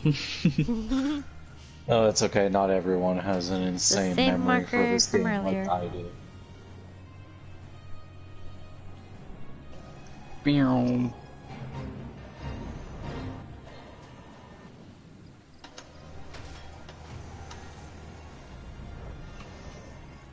Inside. And there we are. We fit. How? I do not know. I cannot explain.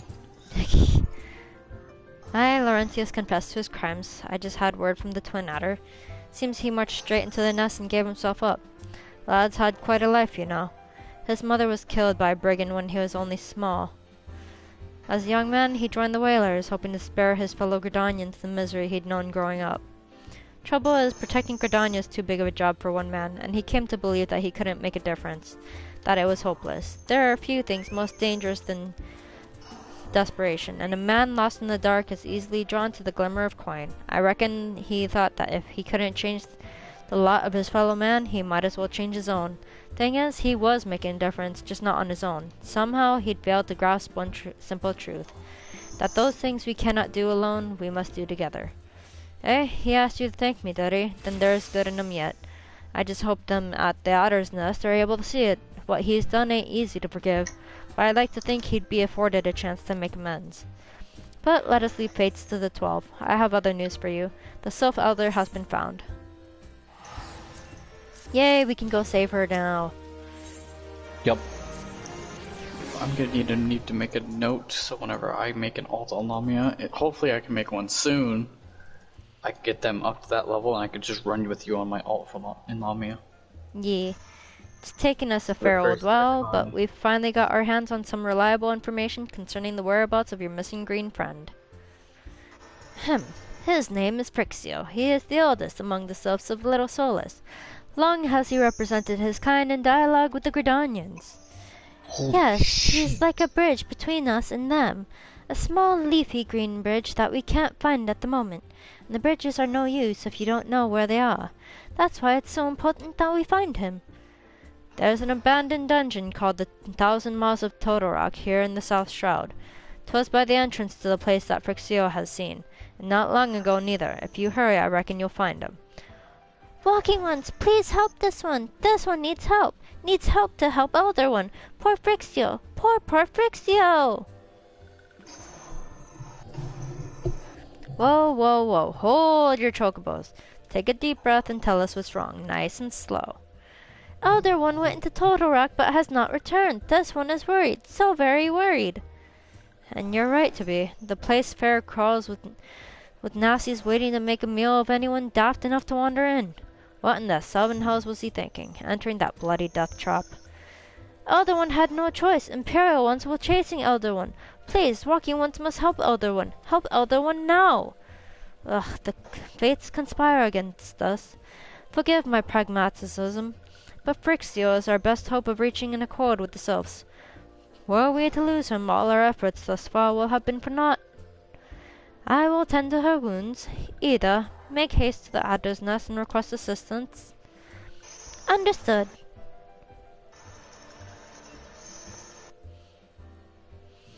Go to the Thousand Maws of Totorak and see that Phrixio comes to no harm. Peace between man and sylph rests upon your success.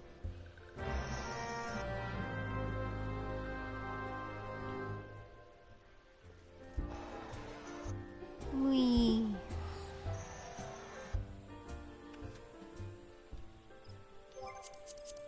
Double wee.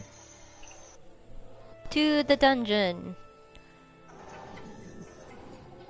Which is literally right across the bridge and up ahead. I know. Oh, Oh, I didn't die. You playing your Pokemons over there? Just because I literally haven't touched it in months. I need to charge my Switch, so I can't play it. By order of the Elder Seedseer, the dungeon known as the Thousand Maws of Totorak has been placed under the control of... What? The Sylph Elder is inside. Are you sure of this? How in the seven hells did he manage to sneak by? God strike me down for pure blindfold. Fool. You must find the Sylph Elder before he falls prey to the fiends within. Entrance to Totorak is ordinarily restricted, but these are exceptional circumstances. Pray assemble by a rescue party and enter as soon as you are ready. And accessible. Alright, we're ready? Thousand Maws of Totorak.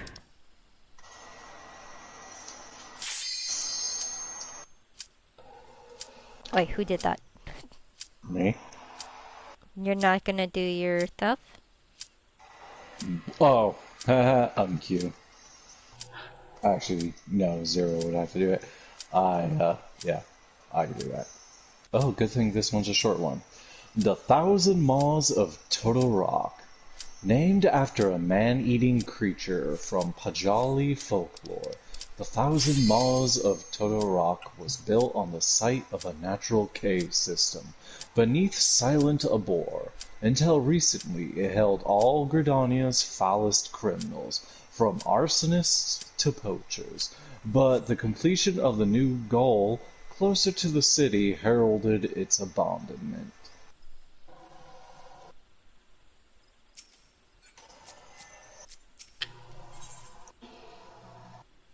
Yay.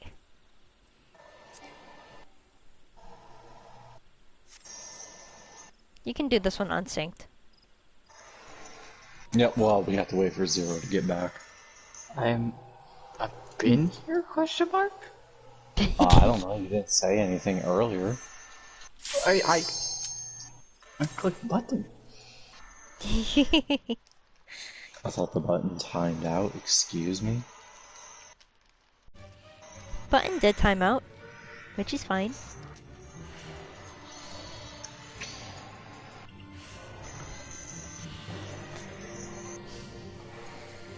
Alright, spread out and look for all the photosyntheses.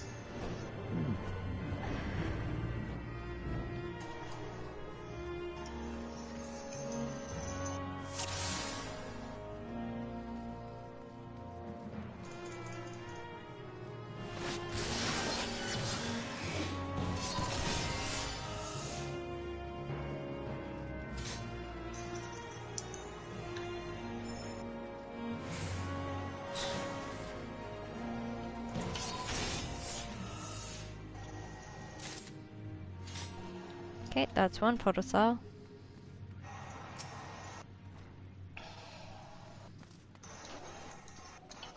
Wait, are we supposed to go this way? Are we?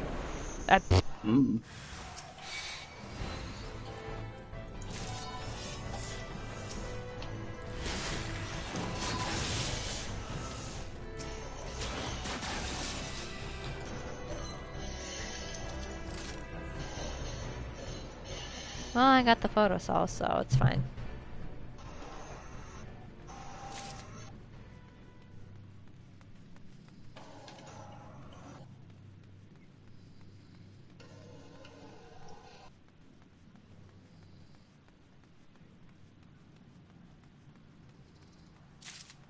Now, why did you guys follow me?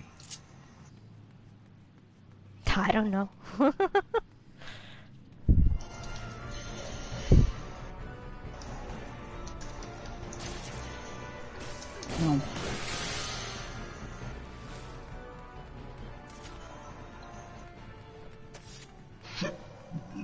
Excuse me, how many do we need? We need 4?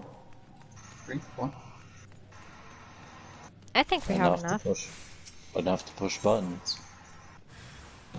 Button. That was actually kind of cool. Yeah, we don't Double checking. That. Ouch, I have poison. What's this?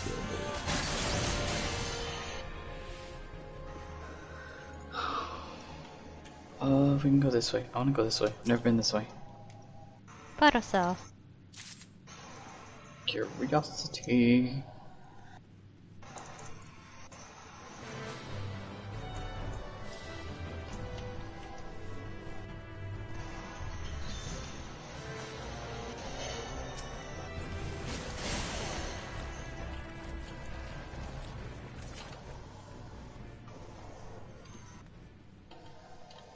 Oh, lost. I'm lost. I'm confused. I'm scared. Need an adult.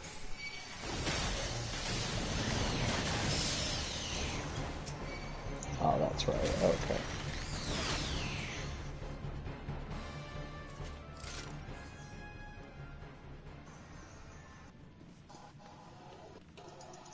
Somebody missed a photo cell. Good. Oh, that's the healing skill. The brutal shell gives you the healing skill. Oh no, I used Aurora. Oh.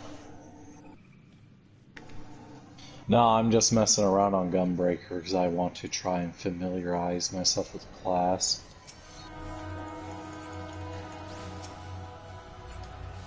I need to figure out what Sonic Break does. Granted, I could also literally just look it up.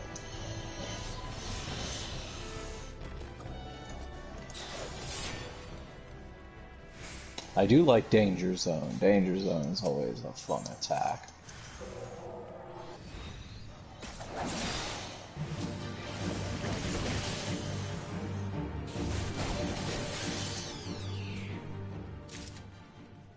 Goodbye, boss.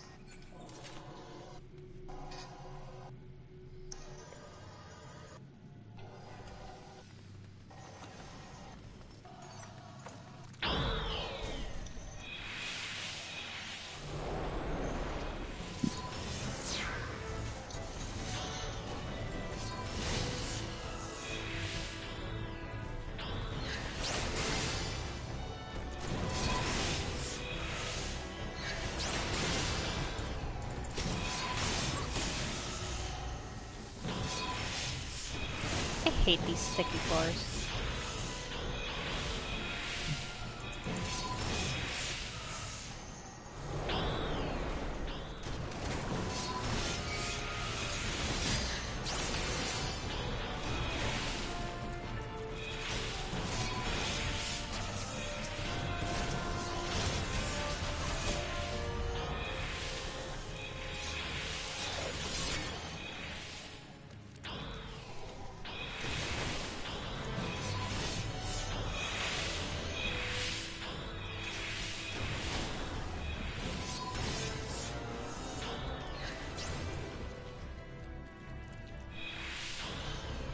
Oh, that's right.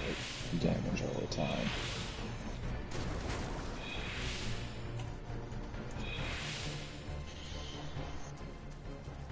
Okay. Oops.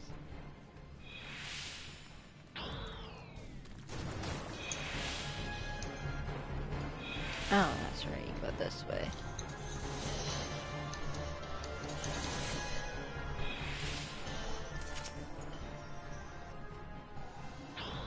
It's my door.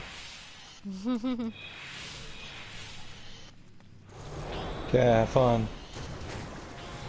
Yay.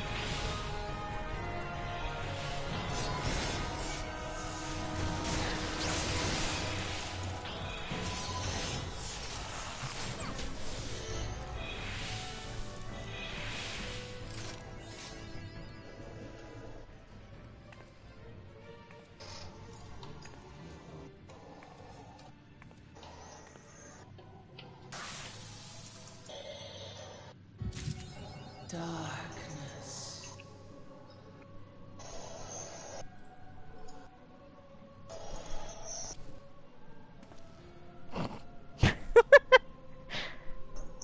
I like how I'm still in the cutscene and it's like, bye.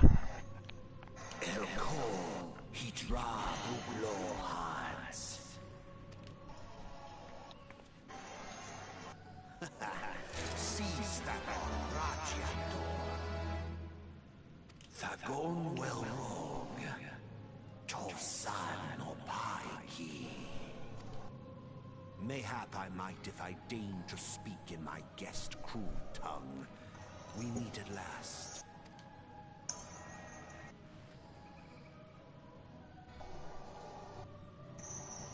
I am Lahabrea of the Asians, servant to the one true God. Yours is a most fantastical tale, truly absorbing. It is a tale to tell Eorzea's children before bedtime, and it will soon be dark, bringer of light. The dark minions.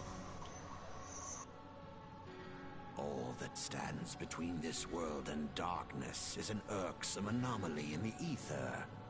The Echo. Yes. Ah, Slaha bread. Yours is a most fascinating tale. Alas, like all good tales, it must needs come to an end. But fear not.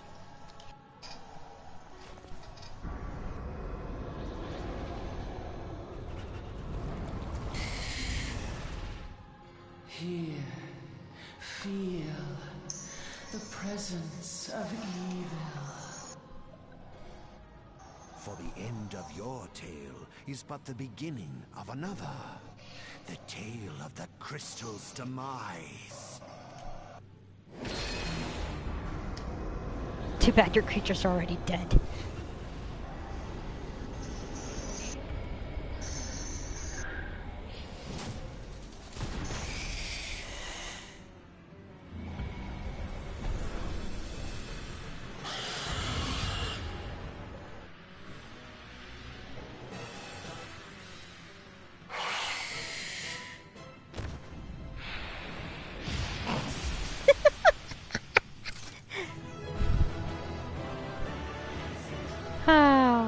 Too funny.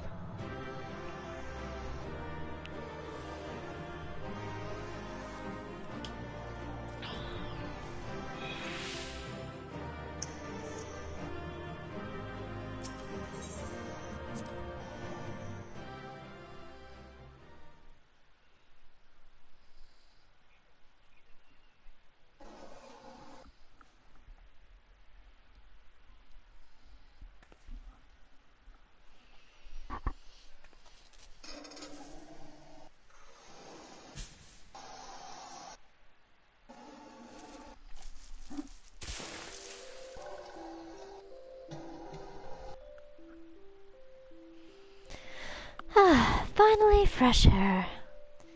Mayhap not so fresh, but better than before. Ah, Sinister One is gone. This one can leave this awful place.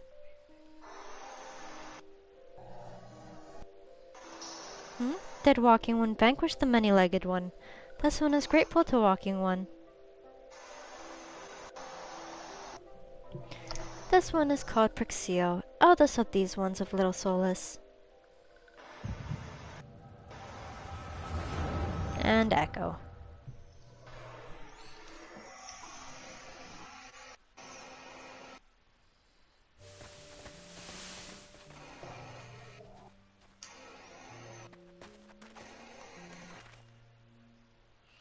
Alpha Squad reporting, sir. Nothing of note at Locke's call, sir. Understood. Return to Area 12. Damn it all. Where's that accursed icon hiding? No sign of our wizened friend? I'm afraid not, my lord. Shall I order that the search perimeter be expanded? Absolutely not. We risk alerting the Gridanians to our presence. His Excellency bid us avoid unnecessary confrontation. Loath though I am to admit, I have found no evidence to suggest that Ramuh will be gracing the mortal realm in the near future. I ask you, what good is a god who does not grant one's wishes? Were I a sylph, I should strongly consider finding myself another idol. Which reminds me, what of the sylphs have we captured? A handful of them seemed to be in reasonably good health when I last looked. Apologies, my lord. I fear we may have been overzealous in our efforts to compel them to summon their icon. Really, Centurion, were you not aware that vegetables bruise easily? It is well that I did not entrust you with the important task of making my dinner. Well, mayhap it was a kindness. Better dead in truth than dead to one's own god. I suppose if you believe in such things. Dawn is upon us. Make ready to withdraw.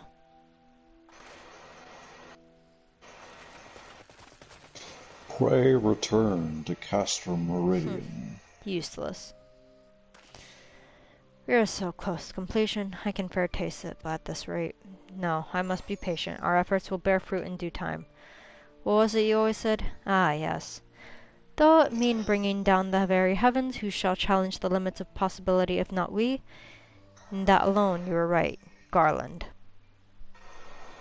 But your star is long fallen, while mine doth begin to rise. And it shall burn so bright that Lord von Baelsar's ultimate weapon will seem a mere candle beside it.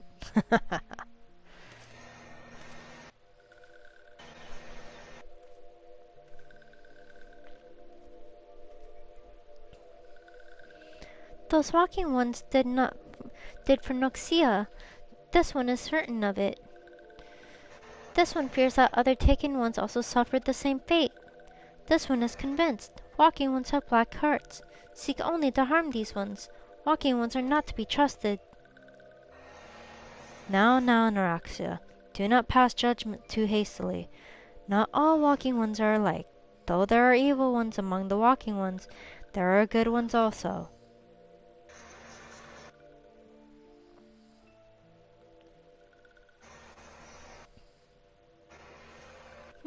Does walking one feel unwell? This one would know what brings walking one to this place. Came to this one's rescue at Neuraxia's bidding. Then this one owes walking one a debt of gratitude. Walking one has questions about Lord Ramuh? Then this one will provide answers. But first let these ones quit this lightless place. This one will return to Little Solace. When walking one is ready, please come and see this one. These ones may speak properly then.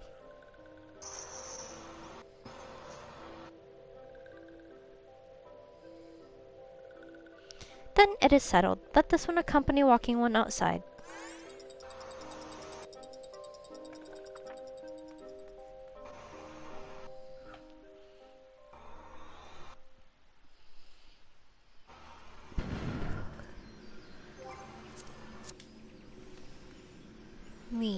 Back to Boscarin. Pray return to Boscarin at his inn.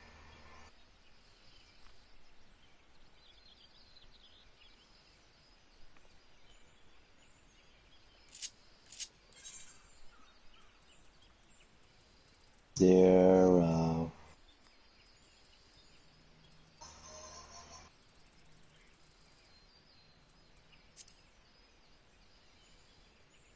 Boop. Boops the 0.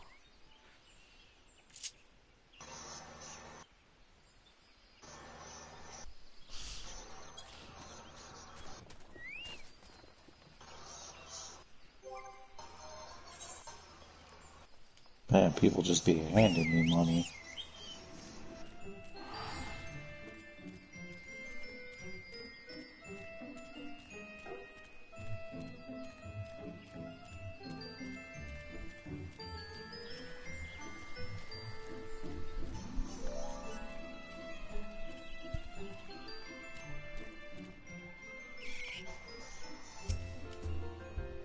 Ah, you're back. Tell me the Sylph Elder as well.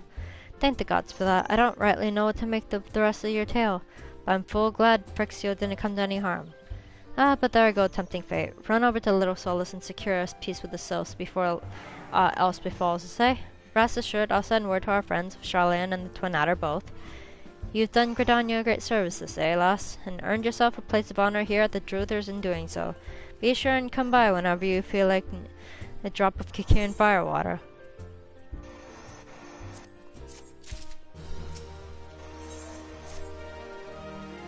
Say, friend, there's something I'd like to ask you to see delivered to the sylphs of Little Solace. This CharmieRose oil. It's a gift to celebrate the safe return of their tribe's elder, and a token of Gridania's desire to unite. Though it is not what it once was, the calamity changed the elementals, weakened them, until their strength is returned. We must lend them ours to keep the woods safe, but ours alone will not be enough. We must have the strength of the sylphs as well. Only by working together and fighting together will we survive together, and the 12s would with us. The gift I ask you to bear is a symbol of the hope that both Gridanian and sylph alike will live to see the light beyond this darkness.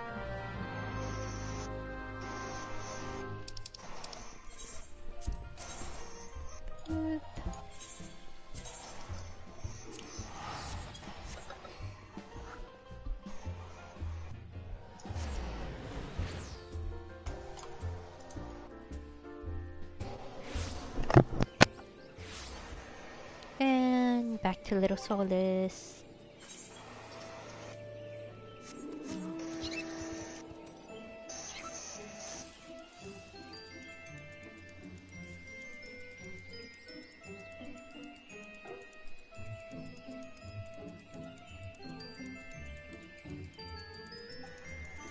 That was an interesting little update. A gift from Walking One Biscaran? A gift for these ones? CharmieRose oil. Such a lovely scent! This one has never smelled anything like this before. Walking One Biscaran and Adventuring One are very kind. Know that this one is deeply grateful. Many Walking Ones are scary. Many Walking Ones utter many lies and much deception. But this one is moved. Let all these ones be friends forever. Now put on the hat and do the dancing dance. Yeah.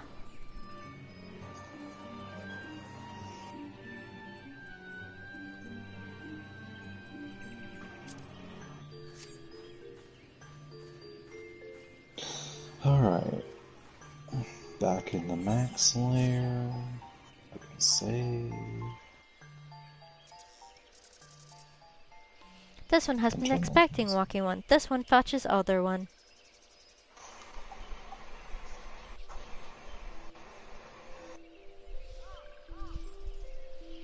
This one is pleased to see Walking One again. Welcome to the home of these ones.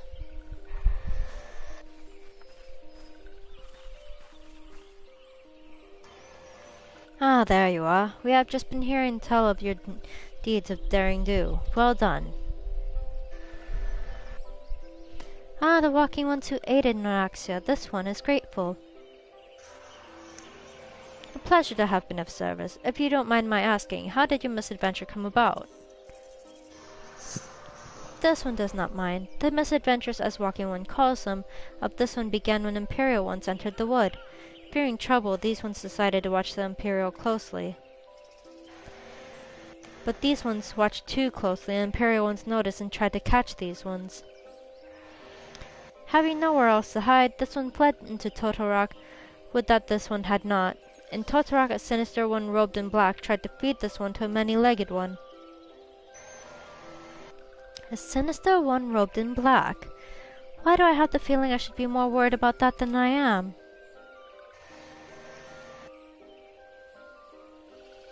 FFXIV, we come to you as emissaries of the nation of Gridania. This missive bears the words of the Alisae.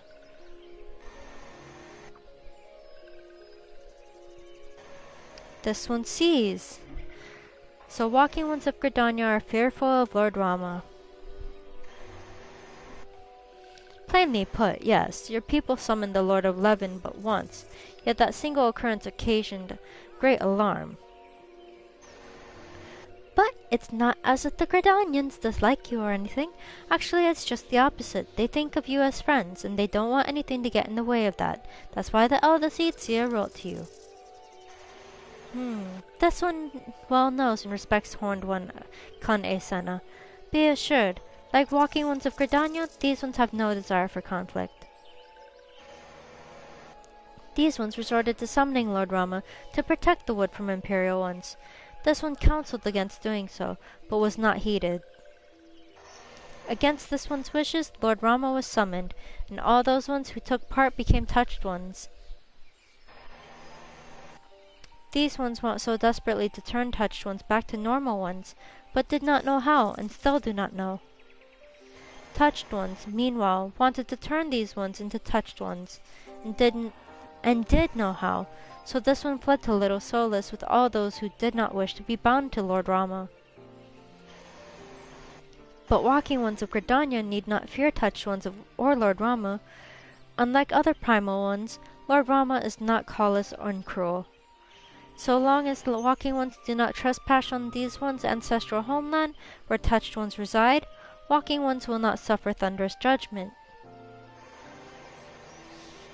But this one has spoken enough of touched ones.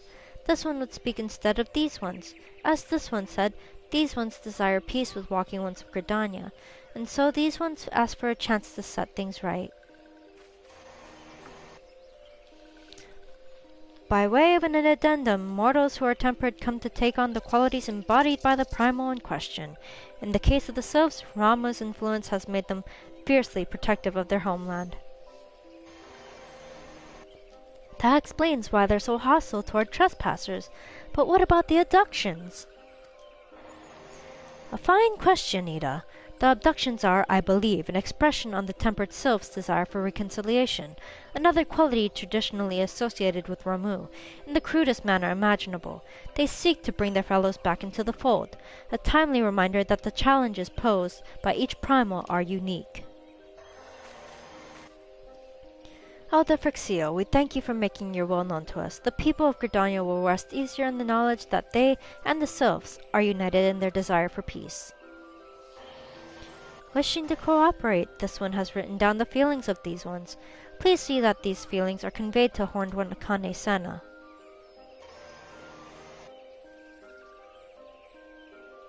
And with that, I believe we can lay the matter of Ramu to rest. That Sylph Elder is very reasonable, I must say. You could learn a lot from him. Was that a jibe? If so, I feel it only fair to observe that one of us wouldn't recognize reason if it punched her on the nose.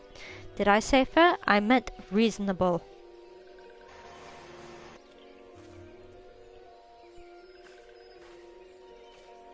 Anyway, we're going to head back to the Waking Suns and tell Filia all about it.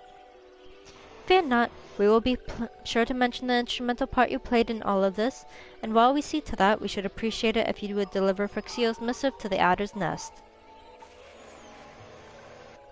Elder Frixio, we humbly thank you for your time. It has been an honor. The honor is this one's. Together, let the walking ones of Gridania and these ones find a way to live in peace.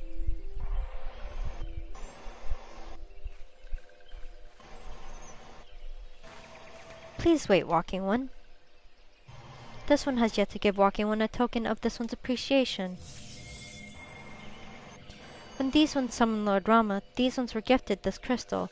This one would now bestow the crystal upon Walking Ones as a symbol of these ones' trust.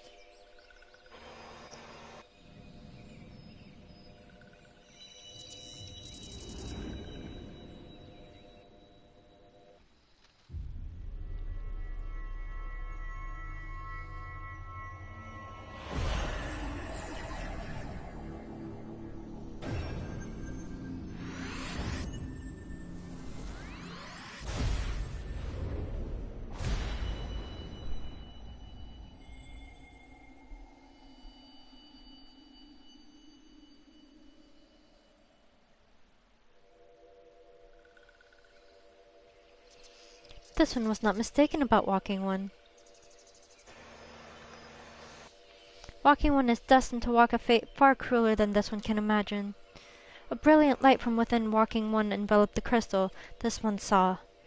Mark this one well. That crystal will one day be of use to Walking One. Walking One must keep that crystal safe at all times. Before Walking One returned to the Gridania, this one would ask Walking One to watch Touch Ones. So long as touch ones are not troubled, touch ones will not make trouble. If Walking One witnesses Touched Ones making no trouble, mayhap Walking One testifies to Walking Ones of Gridania that these ones mean no harm. These ones' homeland is fraught with danger. This one marks down safe place to look out for Touched Ones.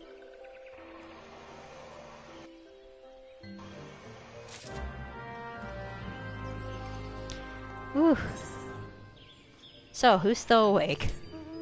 Me. Apparently Zero isn't.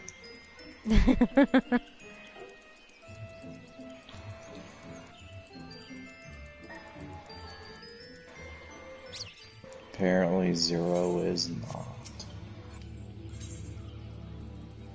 And that's fine. I mean, it is mostly just me right now. Meow. Sleepy bunga meow.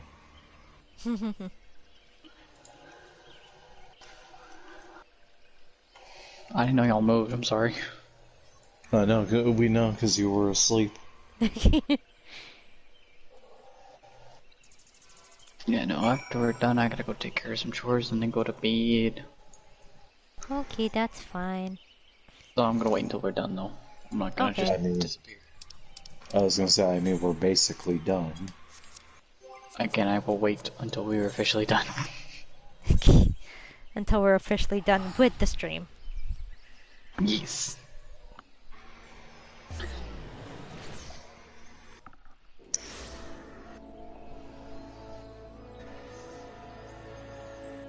Stream, just like my hopes and dreams, abruptly ends.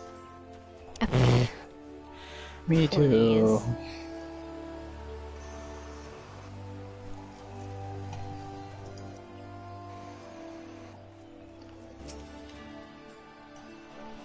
Ah, private. How went the meeting with the sylphs? Here you go, a letter from the Elder. A missive from Sylph Elder himself, if I may. So the sylphs have no desire for conflict, nor do they intend to summon Ramu. And so long as we leave the Tempered Ones be, we need not fear any aggression on their part. The Elder Seeds here will be overjoyed to hear that the sylphs have welcomed our overtures, and in the knowledge that they bear us no ill will, we may channel our resources towards tackling the more conspicuous threats to our security. You have done our nation a great service, Private. It will not be forgotten.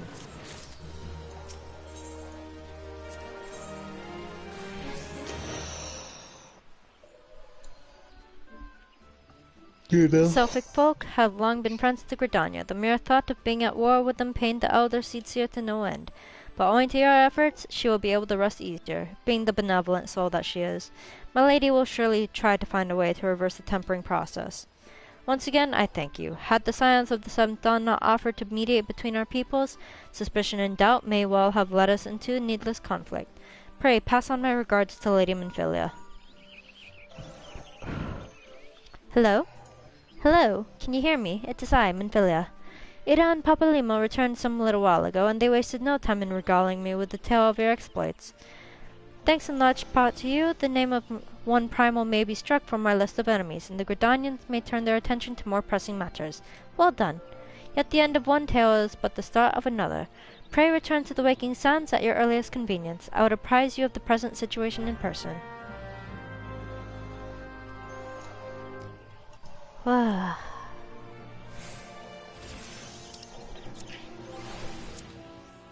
Alrighty, I am going to end it here for the night. Thank you to those who have joined me, and thank you to my two lovely guests, Gilly and Zero, for accompanying me through this journey. Until the next time, this has been your host, CharmieRose, aka Akane Cho. I will see you all next time. Bye!